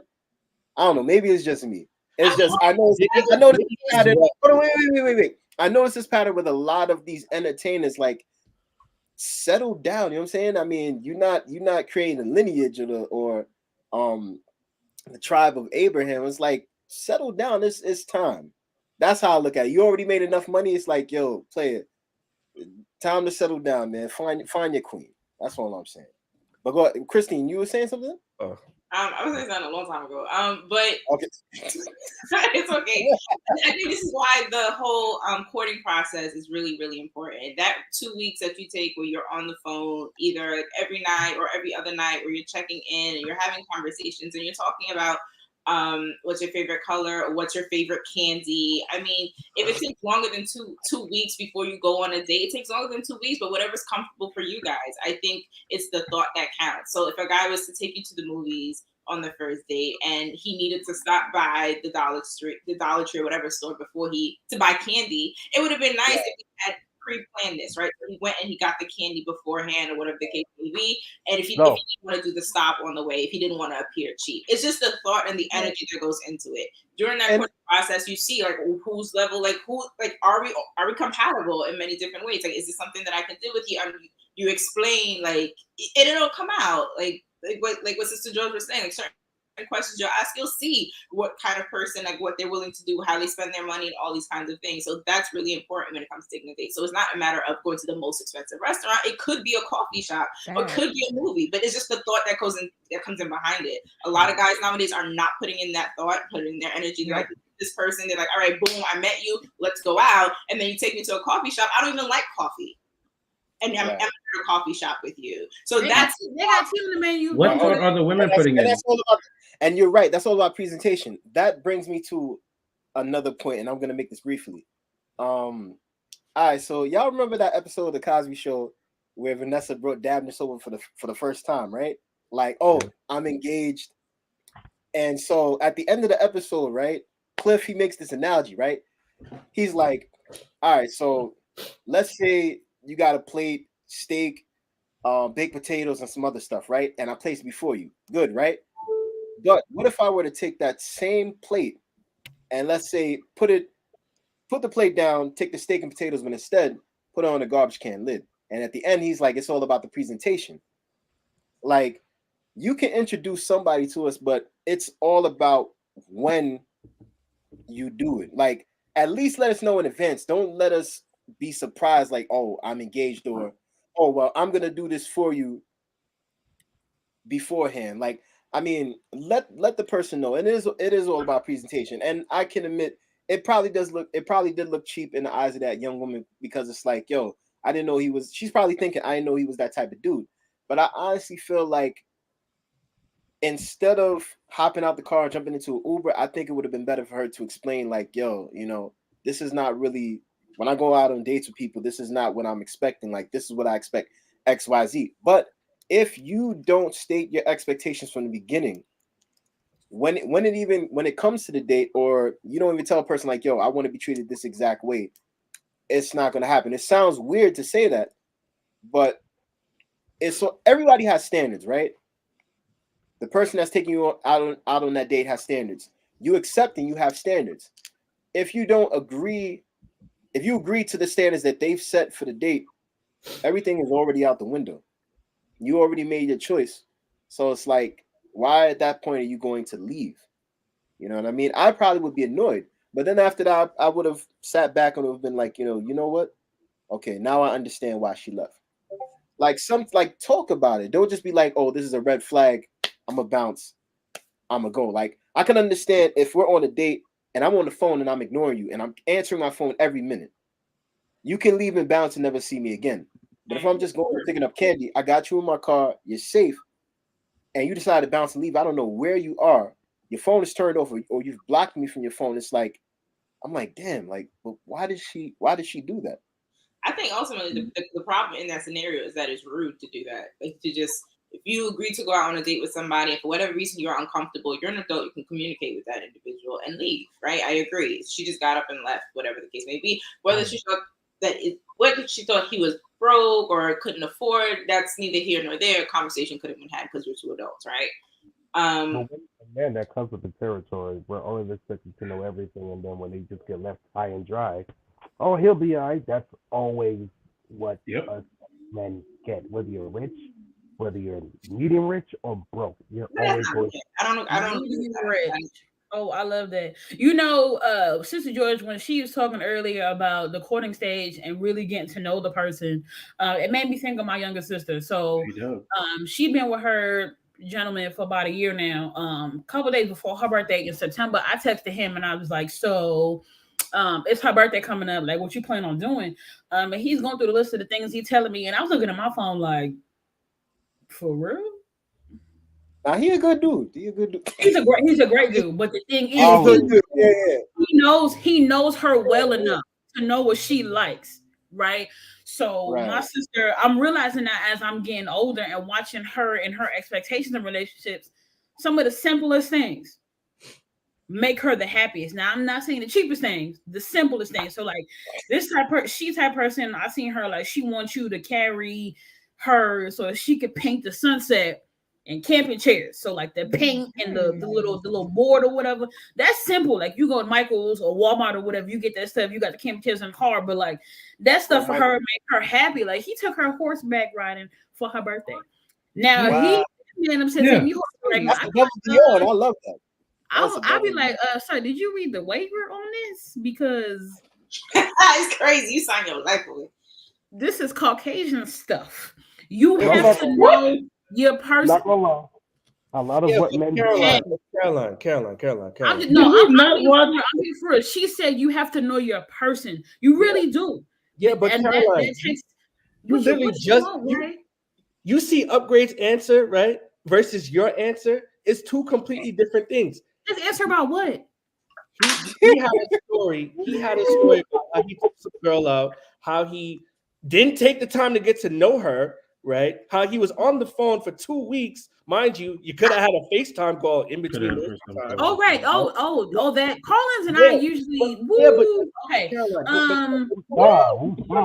Right? You're proving my point because a lot of guys, sorry, Upgrade, but a lot of guys really don't take the time out to get to know a lot of these women, right? They want to date all these type of women from here and yonder, right? They don't take the time out to really get to have that introspection and say, hey, okay, let me see what I can do. Let me see what she can do, right? A lot of guys will sit there and be like, oh, well, I took her to Ruth Chris. She better give me the ass quick. And it's just like, bro, you literally know. Okay, Ray. Whoa.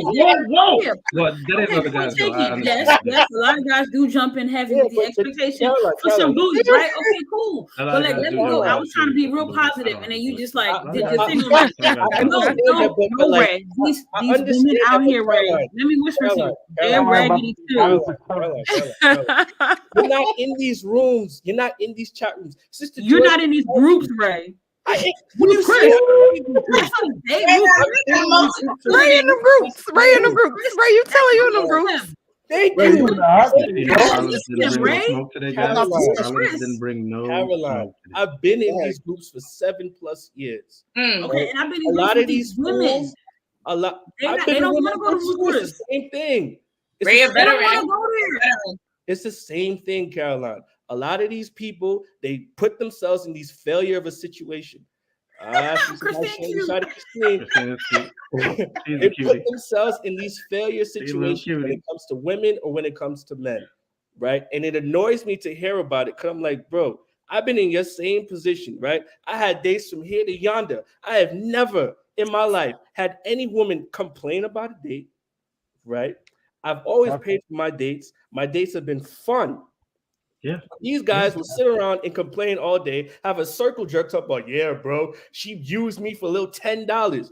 Your man's Kevin Samuels said, if you can't afford a $30 date, you Then should don't go. not be dating. So $30 date. yeah, They Then don't don't want go. that. dates. They don't want it. They don't want any of it.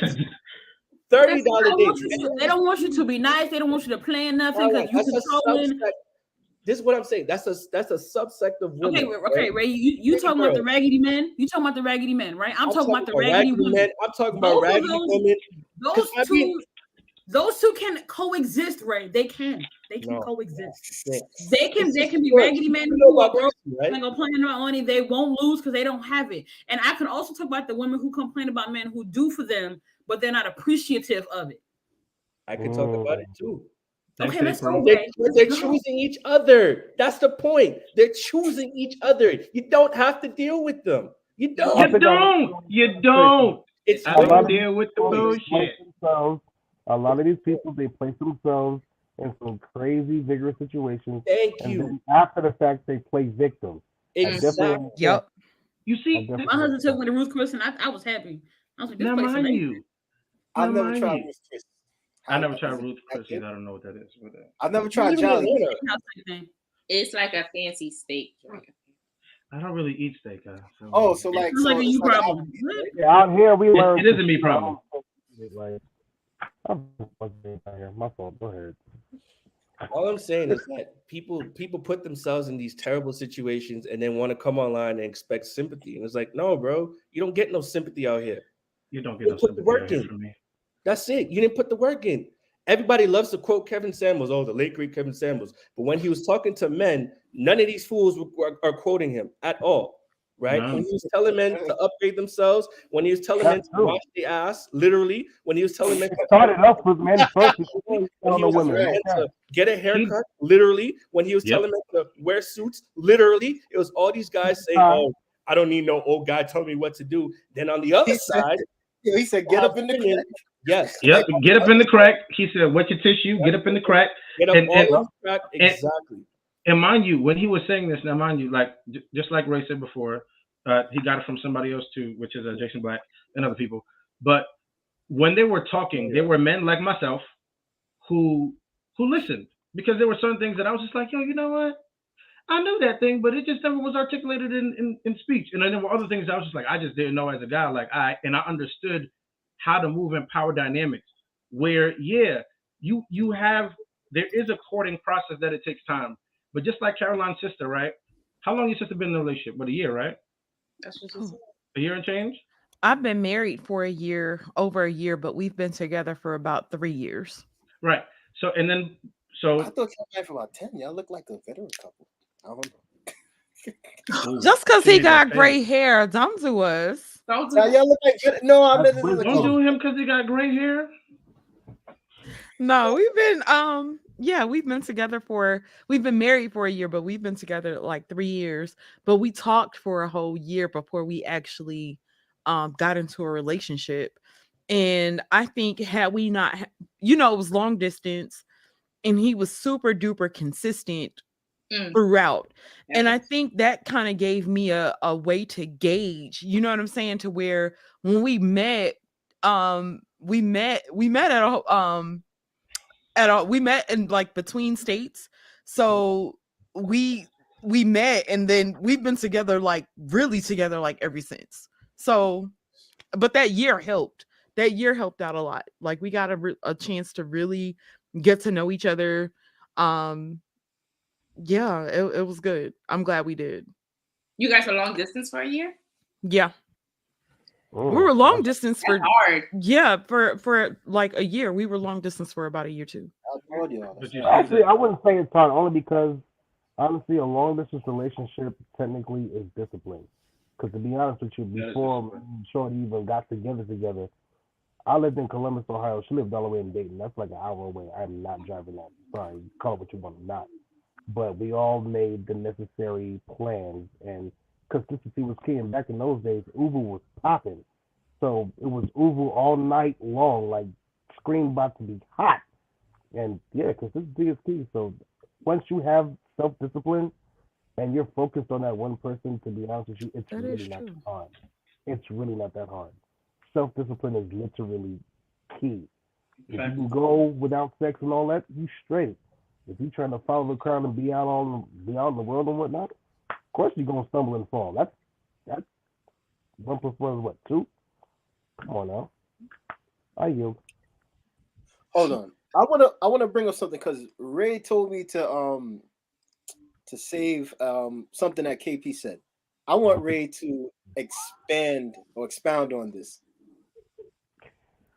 Now, Ray, go ahead, man, because you said you told me you wanted to talk about this. Let's discuss it. So, a lot of these women that talk on the internet or in music or whatever, if you really listen to what they have to say, they're really promoting sex work.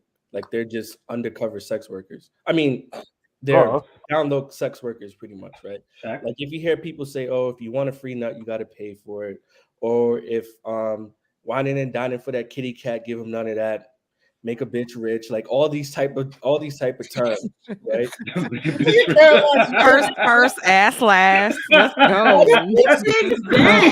Thank you. You know what I'm saying? Like, money makes me calm and all this other stuff. So it's like if you're hearing all these things, right? So it's like true, though. I'm hearing all these things as a man.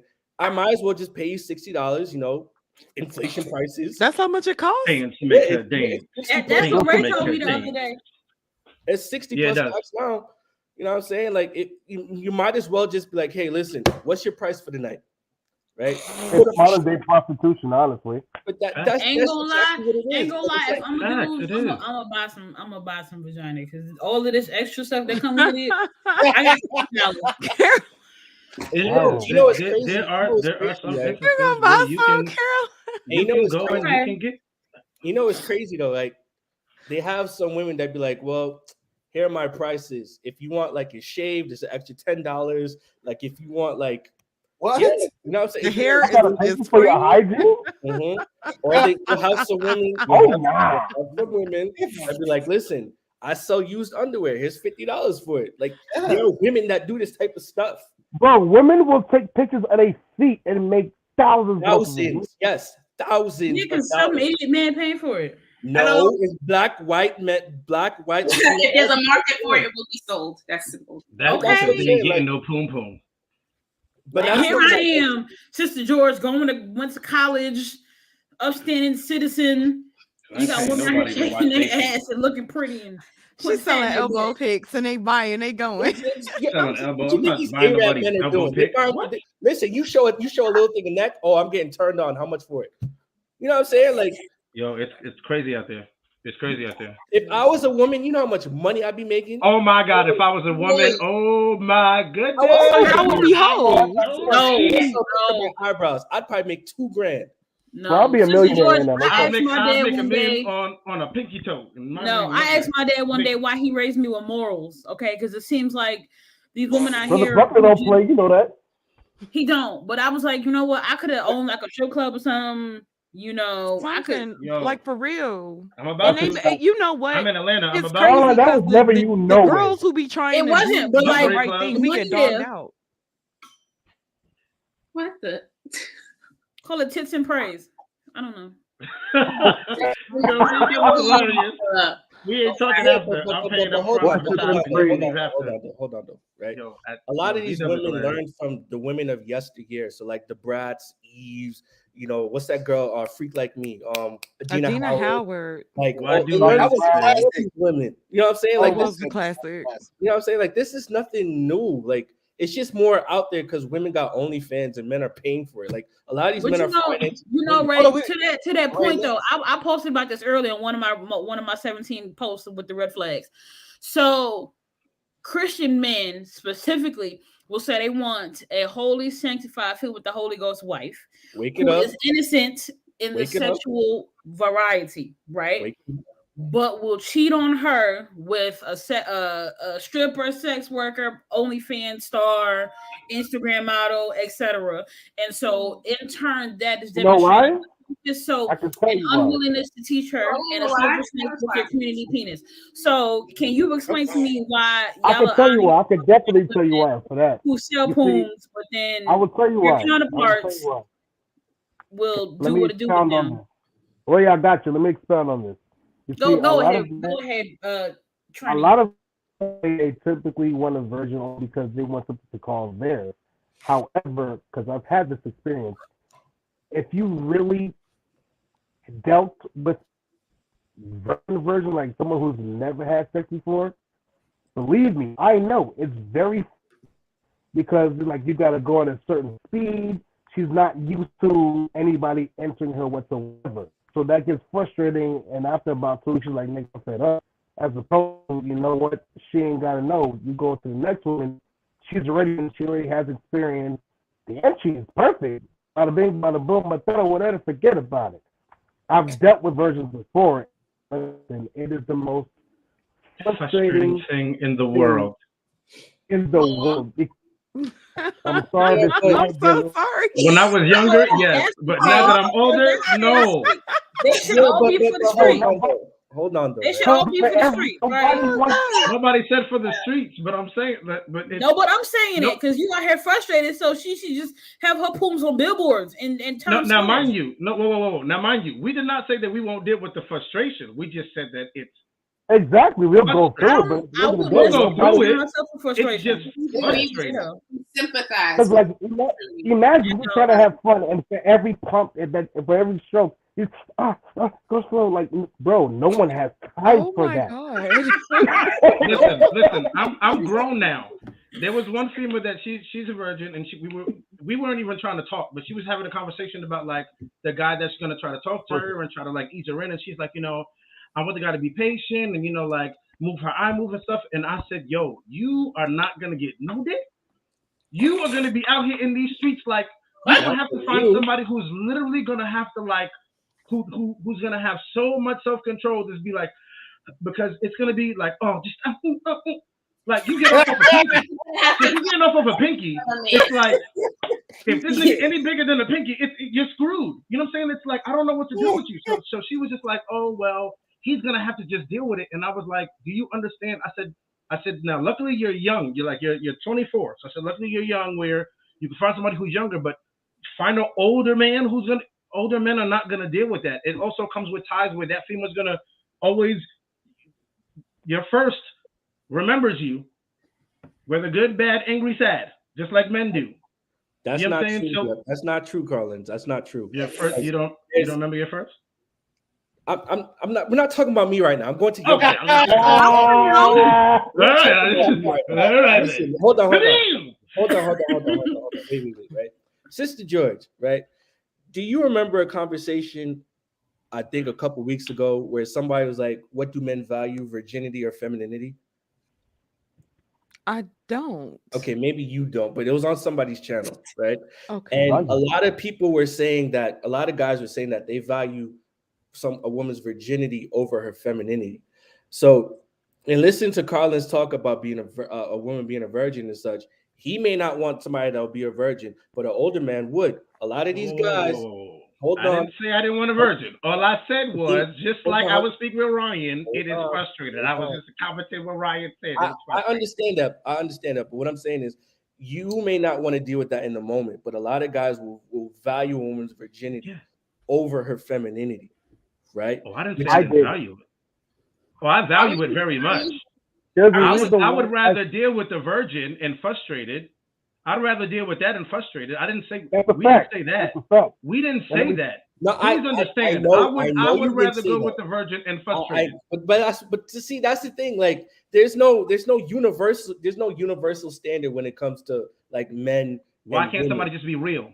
You asked us to be real, right? No. But we're being. But that's the thing, though, because you're saying, why can't somebody being real? Another guy is saying, oh, men, this is what men do, right? From A to Z. This is what men do. So there's no unilarity when it comes to what men do or what men don't do. I agree. But when it comes to women being a virgin, understand something. The worst thing to ever do is walk down the block and have one of your homeboys talking about, hey, yo, I smashed that once or twice. Nobody why are you dealing with a woman like that, though? How do you? There you go. Well, there you go. That's the And then thing. sometimes you don't know. No. This is where a lot of guys But there you mess go. themselves up, right? You got a lot of guys say, "Oh, I don't want to deal with a 304," right? But they're in these 304 inboxes. They be chasing the girls with the botched BBLs, right? They be chasing the girls that be like, "Oh, my nigga gotta feed me this and blah blah blah." They be in their inboxes trying to sniff their dirty drawers, right? Like we always like to talk about the hypocrisy. Those are the guys that don't get the No, phone. That's the thing, though. It's a difference. It's a difference to one. No, there's not a difference, Ryan. No, what I'm trying to say, No. wait, what I'm saying is there's a difference in trying to sleep with somebody just to sleep with them, and there's another difference in trying to sleep with somebody to then have children with them. There is See what I'm saying? a lot of these guys are too far in between. Well, of Like, course. Look at the examples they have. if we're really going to be honest, a lot of guys don't know each other like that, right? We always come together when it comes to like sports, when it comes to cars, and when it comes to women. But if it comes to like interpersonal relationships, right? A lot of these guys, if we were to really talk to them, they will be highly embarrassed. And I'm standing on that claim. Like a lot of these guys, right? They'll sit here and say, "Oh, I don't deal with women that have OnlyFans." Check their bank statements. Check their bank. I second that statement. You're right. I second that. Okay. OnlyFans subscription every month. Okay. I second that. And that's what I'm saying. Like, I understand that women are this way and men are that way, but like a lot of us guys, we're not honest with each other at all. And it So we need to upgrade and be accountable for yourself. Yeah, but Carlins, you do this thing where it's like, oh, it's these guys, it's that guy, or whatever, right? But my thing is, you only like to be around guys when you're praising them, right? So it's men. Oh no, I don't. Men built the world. I don't. Yeah. Men built the world, right? We built the world, but then you say, oh. If a woman's dealing with a bad guy, oh, it's that loser over there. And it's like, bro, it's either we're together or we're not. So you haven't heard me say, wait. So you haven't heard me say men ain't shit? Men ain't shit. Now, but outside of men ain't shit. But then you'll say men built the world. So which one is it, bro? Both parties ain't shit if you really want to be technical. The ain't shit men build the world. I think you know what I'm saying? Like we talk about Pookies and Ray Rays, and we talk about Pookies. But mind you, who physically? But mind you, who? But you want to exclude them. But who? Nobody exclude. Nobody ever. I don't ever exclude them. I don't ever exclude more than them. once. You did it more than once, and I probably on. But watch this though. But Ray. Hold on. Wait. Go ahead, Ray. Go ahead, Ray. Hold on. Go ahead, Ray. Sister George, Caroline, and Christine, right? Whenever I hear women talk about what women are doing wrong, it's always we. Whenever I hear men talk about what men are doing wrong, it's always them or they, right? It's never community. It's always we're separating. So right? you know the reason why I do that? You know the reason why is because I separate men from males when I talk, right? Carlos, that got nothing to do with it. You know why they got nothing to do with it? It doesn't have nothing to do with it because do you call? You know why? Because as a man, if I'm looked at as a man, no one's going to tell me, oh, that's a male. Who the hell cares? Like this is all internet sensation. Who the hell cares? Because I'm still a man at the end of the day. And at the end of the day, somebody else is going to say, oh, who are you to tell me I'm a man? Who are you to tell me I'm a male? So all of that doesn't matter. So when we talk about characteristics of certain type of men, right? We talk about men, and then others we don't sit there and say that they are men. We separate them when we put them separate. So when we talk about mind you, so let's go this way. So when a child is a child, right, and they're growing up, right, we call little boys boys and we call them girls. But when they start showing different characteristics, the first thing we say to them is, oh, look at that young man or look at that young woman, right? So that means that there are certain characteristics that they hold on to and that we have to distinguish from them the gender that they are. So when I'm speaking, I sit there and I say, listen, If we're talking about all males ain't shit. But now, when you want to talk about men and you want to put certain men in categories, then we can't talk about them men and say them men ain't shit, just like them women ain't shit. So I'm not gonna sit there and say we because I always say that men ain't shit. Why do I have to keep on saying men ain't shit? Men ain't shit. I'm gonna put it on the shirt, men ain't shit. Okay? I'm gonna put on the shirt, men ain't shit, and then I'm gonna sit there and say that at the end of the day, that what we do, the things that we do on both ends, we are fucked up on both ends. The difference is just like I put that platform. Women have had a platform to talk for decades. Now men are having it. What you That's mean? the Now, difference. no, that's cap. That's cap. That's cap. Hey, So men are not. That's So, not their platform. Men now. been talking Just since got their platform. so women have just got. So I'm When I talking say about women have just gotten their platform, I mean like at this demographic to where they can legitimately drag anybody through the mud and be like, you know what, he ain't ish. Throw like red table talk or all that. They can just drag their men. 2010, and, bro. I mean, Tommy Sotomayor been out since 2010. Fair enough. Like, And what as did we opposed- say? Like, what did we say? Like, this is what I mean. Like, you, like, a lot of people come on the internet have this sensationalized stuff. They don't do their research, and it shows they don't do their research, right? And then they'll sit there and make all these claims, and nobody. This is my problem with the manosphere, because a lot of these guys, they say all this outlandish stuff, and then when they're actually challenged, the first thing they say, "Oh, you're lying. Oh, you're capping," and it's like, bro. I'm literally watching this. I was 19 and I'm 30 years old. I've seen the change.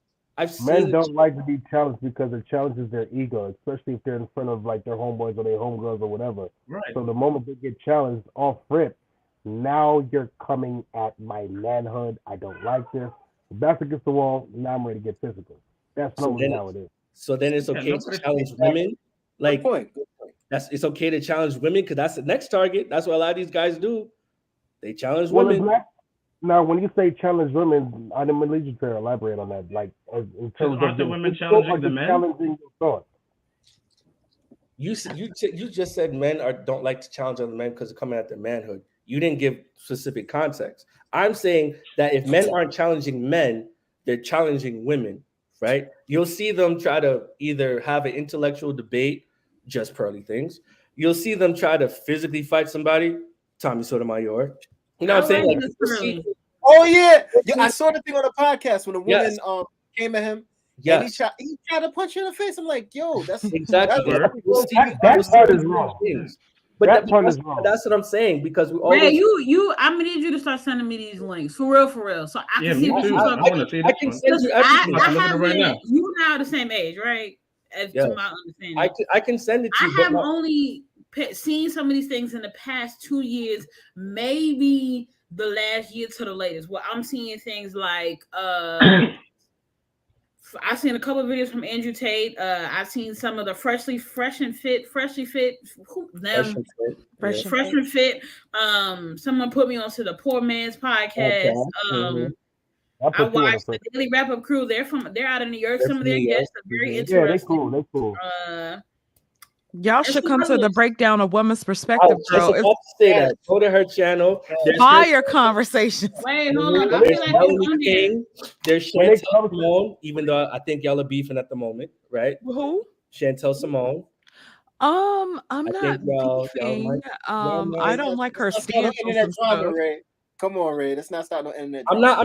No. I'm saying, like, I think there's like a little something. You know, there's. What did you say the YouTube was? The breakdown, a woman's perspective. As a matter of fact, someone was in the link with it. They were there early. I don't know if you guys saw it. That was me. When it comes to men challenging women, it should never get to a place where it's got to get physical. Both parties, listen. I'll listen to what you gotta say. Listen to what I gotta say, and if we agree to disagree, we'll leave it at that. Yeah, that's how. Y'all went live the other day. Okay, I got it. I agree exactly. I was at work. Let me tell you something. If a man cannot control his anger when a woman is telling him the truth, should he really be with that woman? I mean, normally when people get upset and want to get physical, it's normally because they're in the wrong. If you're looking for all the men that cheated and got caught and whatever, what is the first thing to do? Why the F you on my phone? This and that. They want to flip the whole house. They want to break television. Bro, you were wrong, and you got your wrongs brought to the forefront. and now it's like you don't know what to do. Shake your head Physically, like that. you do not know what to do. Just say most, not all. Because when I did, I just Not all, but most. Collins, when I did, I just accepted it. I did it. Just Most of right. those hood cats, when they get in trouble, they're always the first to retaliate as if what they did was justified. When in reality, bro, whether she went to your phone or not, I understand privacy. That's fine. I get it. But bro, you should have never did what you did to be in your position in the first place. Mm-hmm. You know what I'm saying? So with that being said, it should never get to that place. If you want to leave Shorty, bro, leave. If she want to leave him, bro, just leave. But if you just to challenge a female and then get mad because you don't agree, it makes you look wild small. Like, I mean, an example of that was when DJ Academics was going at that Brazilian girl and saying like, "Oh, I don't like that man." Yeah, he was. I don't like. I don't know him to not like him. I don't know him. Like he was saying. I'm about to look it up now. Oh, he was like, "Oh, what did he say?" He said, "Oh, you would want me if because I'm rich and I'm not broke like your bitch ass boyfriend." It's just like stuff like that, and it's like, why do you have to get so aggressive with the woman? Because he felt like he was talking to her like a man. He ain't even about that life. He's not. He's made it clear. If anything would have happened and he was a witness or anybody came after him, he's telling the police. So for you to then change roles and be like, oh, this, that, and third, yada, yada, yada, blah, blah, blah, well, bro, I'm just going to go ahead and say it, bro. You're mad. You know what I'm about to say. You're not that. Stop. Not tough. But that's what I mean, though. That's what I mean, though. Like, a lot of these guys, they're so hard on women. Like, your friend Obsidian, he be going hard on women from what I've been watching for the last couple of weeks. But then when a man is around, a certain type of man is around, you get quiet. And it's like, why? They can't say the same thing that's from weird. a man that they said from a woman. That's what I realized. I'm gonna put this in Let me see him close to Andrew Tate like that on any other UFC fight and see if he don't get his. You know what's going to happen. Come on now. You going to sit down, keep that energy, stay quiet, fold your little thumbs and whatnot, and just enjoy the rest of whatever they got to say. But, bro, he's not like that. He never was and never will be. There's a difference of being passionate. You can't stand him. Right. There's a difference of being passionate and then just being outright, just like trying to be aggressive and your ego being hurt. It's two different things. Sure. Who's being defended by Obsidian? Why do y'all? Okay, so there's a couple comments like Bruce. Oh yeah, did you do that? Okay. Why do y'all? What do y'all define as going hard on women? Going hard on women? Okay. Cursing them out as soon as they enter a chat room, calling them all kind of bitches and hoes and strags and bust downs, even though you don't know anything about their character. Generalizing them with all the rest of the hoes like your mama when you don't know her. All kinds of stuff. Mama. God damn it. In a nutshell, yeah. She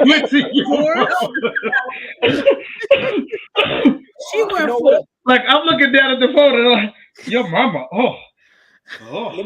Let me tell you something. You know what's crazy about that? The fact that there are dudes that do that. A woman will say something right. Like, let me tell you something. If you go on TikTok, there's always something going on. And I've seen dudes attack women for just saying the truth. I remember I made a video a couple of weeks ago where I talked about this woman and she said she was happy about having 11 kids and, some baby daddies. I think it was a white woman. All the women in my comments, why are you talking about that? You need to mind your business. I'm like, yo, she put it out there. I didn't disrespect this woman. I didn't call out her name. All I said was, this woman is proud to have multiple baby daddies and kids. Like, I think it was 8 to 11 kids or something like that. Nobody wanted to go and check out the video, but women got mad at me instantly. But one woman said in the comment section, like, I hope that these kids are cared for. It sounds like he cares. And I was like, thank you. Because it's like, I don't think it's cool when women brag about having benefit cards and they got the government phone and then they got like an iPhone like 10 or 11, whatever version is out now with a Gucci bag. Like, you still living in the projects. Women have a lot of benefits that men will never have. Like, for instance, if we're under like in an unlikely event that we're on a Titanic and it starts to sink, for some screwed up reason, all the women and the kids get to leave, and I have to stay. If you hear something in the night, like a bump in the night, and oh baby, what was that? Who's the first person to go? Hey, check that out, baby. Go check that out. Then you gotta get up and see it is. And then, oh yeah, he does have a knife. You're like, he's always the first person to be on the front line. He's always the first person to get stabbed or shot. He's always the first person to go seek out the danger. Well, baby, stay right here. Don't worry about it. Keep the kids. Stay in this room. Be quiet. Right. Don't move. You know what I mean? So I don't understand. You're gonna do that, Christine? No, I mean, you got that face like you about like you getting up. This is my thing, right? Like, if there's a big fight that you gotta go, you're gonna send out your best fighter. Why you gonna send out the weakest link first? That don't make any sense. I thought you was strong and independent, though. No, don't do that because y'all know better. Like, it's not. No, who knows better? That's what y'all think know. But here's the argument. So everybody will agree that men have a physical advantage more often than not than over women a lot of the times, right? Now, if somebody big and bad trying to come through the house and I'm tall and tight, I'm petite, as they say, compared to you, why would I go out there first? Okay, so that's a good question. But the whole issue is, somebody got to tell a story. It might as well be me, and I'm not being. Wow. You see how you owned exactly that you know you're the weaker vessel. If that's the case, then why do so many demographic of women today now say we don't need men? I wish all men were dead. Kill all men. If we were able to just eradicate them, like they act like they're. I think that comes from a place of hurt. I think that comes from a place of hurt because I've been fortunate enough to grow up in a household like my father was here, my brother was here. I've always been taken care of. I have the support of the men in my life.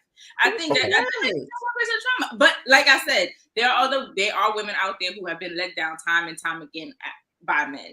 And I can't fault them for their experiences. And if that's how they choose to go through their life, or if that's how they feel comfortable, then that's how they feel comfortable. If they feel like they got it, they feel that they got it. Me, if I need help from a man in my life, I'm just gonna pick up the phone and call. That's for me, right? But I'm not negating anybody's experience of what choices that they choose to do, right? Like if they want to be big and bad and independent, that's on them. But that's not how I operate. But I do recognize that, yeah, I am the weaker link when it comes to me and my partner. No, but go ahead. Take this car to get an oil change. Take the trash out. Because I want the house, kill these bugs. Like. Thank you. I don't think that's too much to ask in exchange. Like, but at the same time, too, my husband. I don't know about these other women, but this one right here. But you see, the thing is that y'all, when y'all talk about yourselves, while men are talking about the women that they've actually experienced and that we've seen.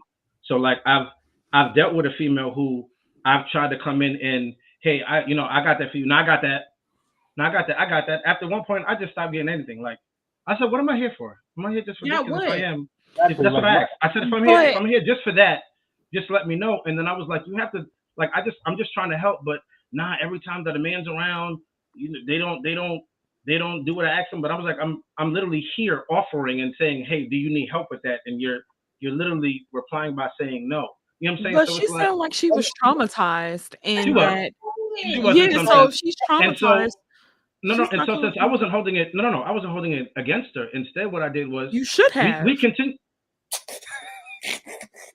What are you saying, Sister George? Listen, there are going to be some people that you're not going to be able to fix. You're not going to be able to love them through those traumas. You're not going to be able to get them out of survival mode. Right. So when a woman has become too strong, too independent, too whatever. To me, that comes from a source of nobody actually being there to do those things. And then she doesn't necessarily trust her choices in men, because when you trust your choices, you do relinquish a lot of that control. And so if you're not able to trust that, and so every time a man does offer, you have to second guess him. You got to make sure he's doing what he said he was going to do. You're always questioning him. You have a sort of paranoia with that, then that woman, you're not going to be able to get her through that. She probably needed professional help. Yeah. So in females that I dealt with, it sounds harsh though. I'm sorry. It does. No, it's fine. But no. So in all actuality, when I deal with, if a female is like that, where it's trauma and it's too much, like I literally leave. Like I can't deal with you. I'm done with you. No. It's enough. But then only because of, I guess, my psychology background and I guess life coaching, whatever. It was more of when there was a breaking point. Then it was like and then we had those conversations to where then there was a change, and then they got to understand and see, hey, listen, there's a lot behind what you've been through, and you're literally throwing out on every guy that you go see, and it's not fair to every guy. Not for me because I didn't even do anything. Like literally, I'm trying to help you out with this, trying to help you out with that. It's like, no, I got it, no, I got it. And then when I sat back and I listened to what ended up actually happening, then I was like, you know what, I see what you've been through, and I had the choice to sit there and be like, you know what, I'm done with you altogether. But at least with that person, I just decided to stay, and we decided to sit there and have those conversations, and that person became a better person, and is going through therapy and stuff like that, because Are they you had to with see the her? traumas that they went through. Huh? Are you with her? No, we're friends. Oh, okay. But I Did Yeah, you we're hit friends. it? Oh, So my What happened? question is, Did you hit? Yes, I did. Yes, I did. Oh, then y'all not friends. Okay. so Well, my, yeah, so my, Yes, yeah, it's friends hang being on, brothers, hang on, but hang on, Wait, yeah, wait, but we're gonna go that way. hold We're on, not hold on. gonna go Brian that is trying to so my speak. Brian wants question to is, say at what point in a relationship, especially if it's a bad one, does a woman go, you know what, enough is enough? Because after like the third or fourth flag, it shouldn't even be a fourth. After like the third, why stay if you know this man is going to hit you? Why stay if you know he's going to go out and shoot anyway? Like, what is the issue?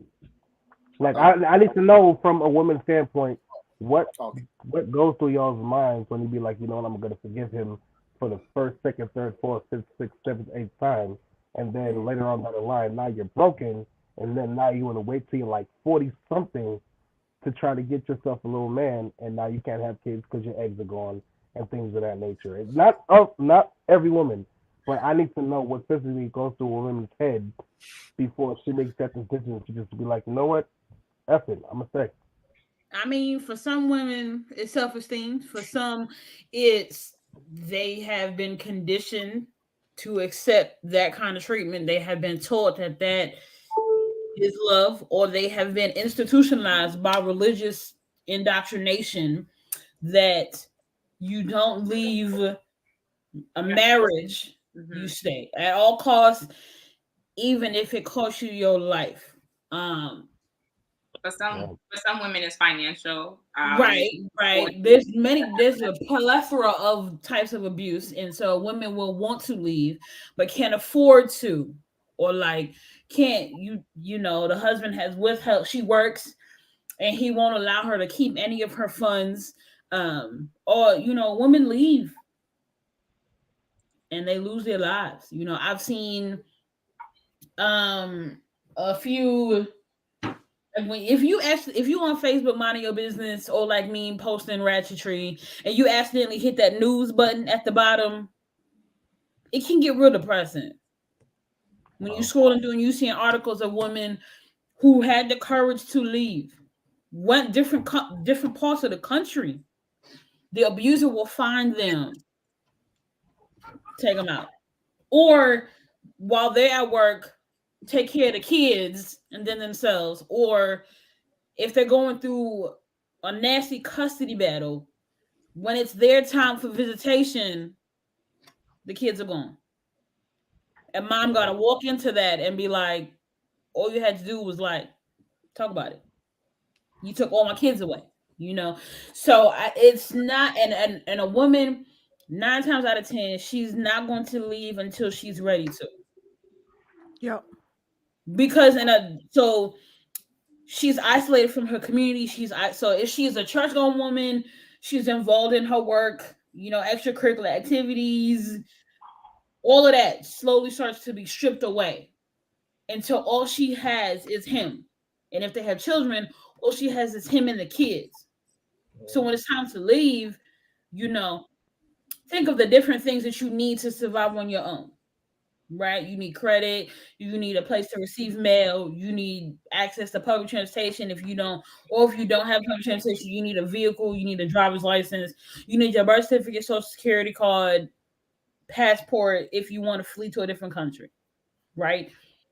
If you're in a controlling situation, you don't have access to any of that. Obviously, you can reorder that, but do you have a debit card? Do you have money? Do you have all of those things? And so that's why a lot of times the part of feminism that like I think is not really an issue, but sometimes is when you refuse to like live with the man or share money with a man because you have experienced so many women putting trust in a man and the rug being pulled from underneath them. And so for you, it's like you seen it with your granddad, you seen it with your father and your parents' relationship growing up. You don't want that to happen to you.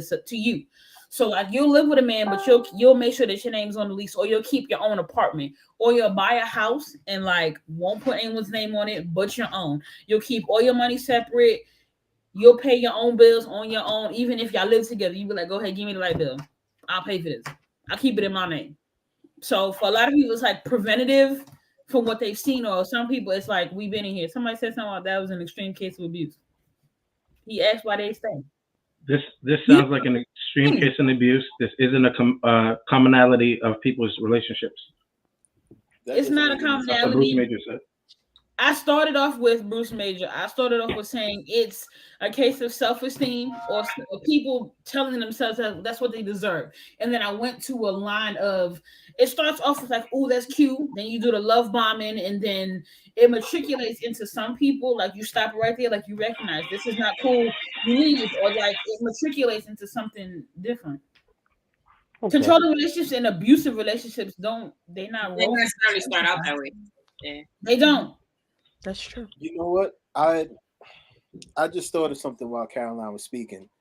There's a scene in the movie, What's Love Got to Do with It, right? When Tina has her kids and they're going off, and then all of a sudden, right, she's in the limousine, and for whatever reason, Ike ends up finding her and the kids and told her to get in the car, and basically she had to go back home to all that abuse. I mean, and we saw everything they went through in the movie.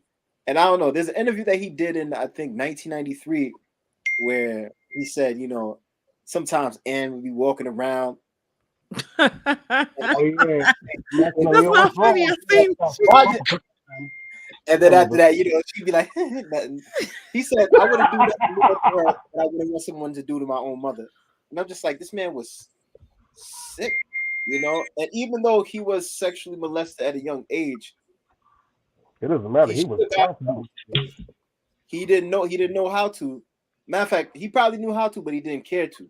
At the end of the day, she had the courage to leave. It was hard, but she had to go out and make her own mark, because it was like, yo, this man is going to be the death of me, literally.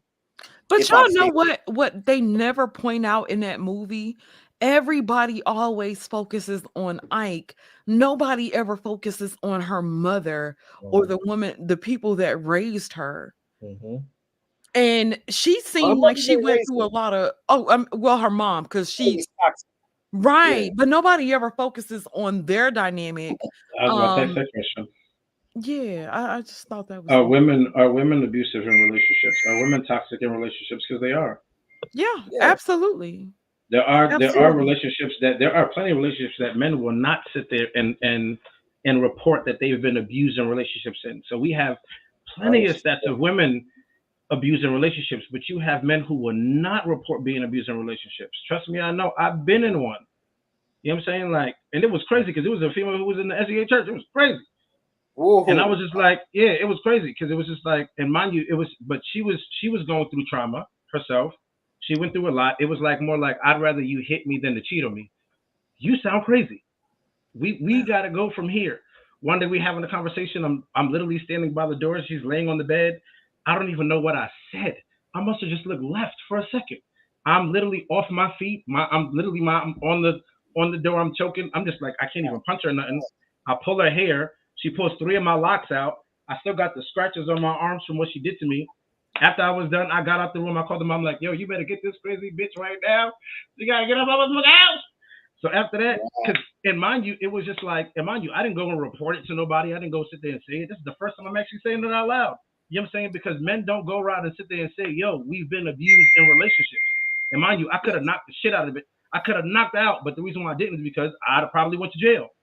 You know what I'm saying, for domestic violence. Remind you, she's the one that started it. So it's like at the end of the day, there are many men out here who go through these situations and don't speak about it. And then we go and we address the women who go through it. But then you have divorce lawyers, you have lawyers. There's videos out there. When I find them, I'll show you the proof because I have them somewhere stored, where they talk about how most of the domestic violence starts with the women. Starts with the women. A lot of men starts with the women, and then when the man reacts, because we normally get these relationships where the man is mad calm, she's sitting there, she's gonna say something out of pocket. Now he's getting passionate. Now he gets angry. Now he gets upset. By the time he's here, and now he's screaming, "Are you mad at me? Are you upset? I don't understand why you're screaming at me." Now when he gets physical, which he shouldn't, because he should have self-control. He should just leave. But at that point, when now he's at that point because you sat there, disrespected him, and did all these crazy things, now it's like all of a sudden, now when the cops come, it's like, well, he's the one that started it. Mind you, he could have all the there are a lot of men out here who ain't talking about it. So when we talk about abuse, it's on both sides. But then when we even talk about domestic violence, when you even look at the records, you have to even go deeper into who's doing it, because when people even report it, there's more reports of same-sex relationship domestic violence, and more amongst the women than amongst the men. Oh yeah, I heard of that.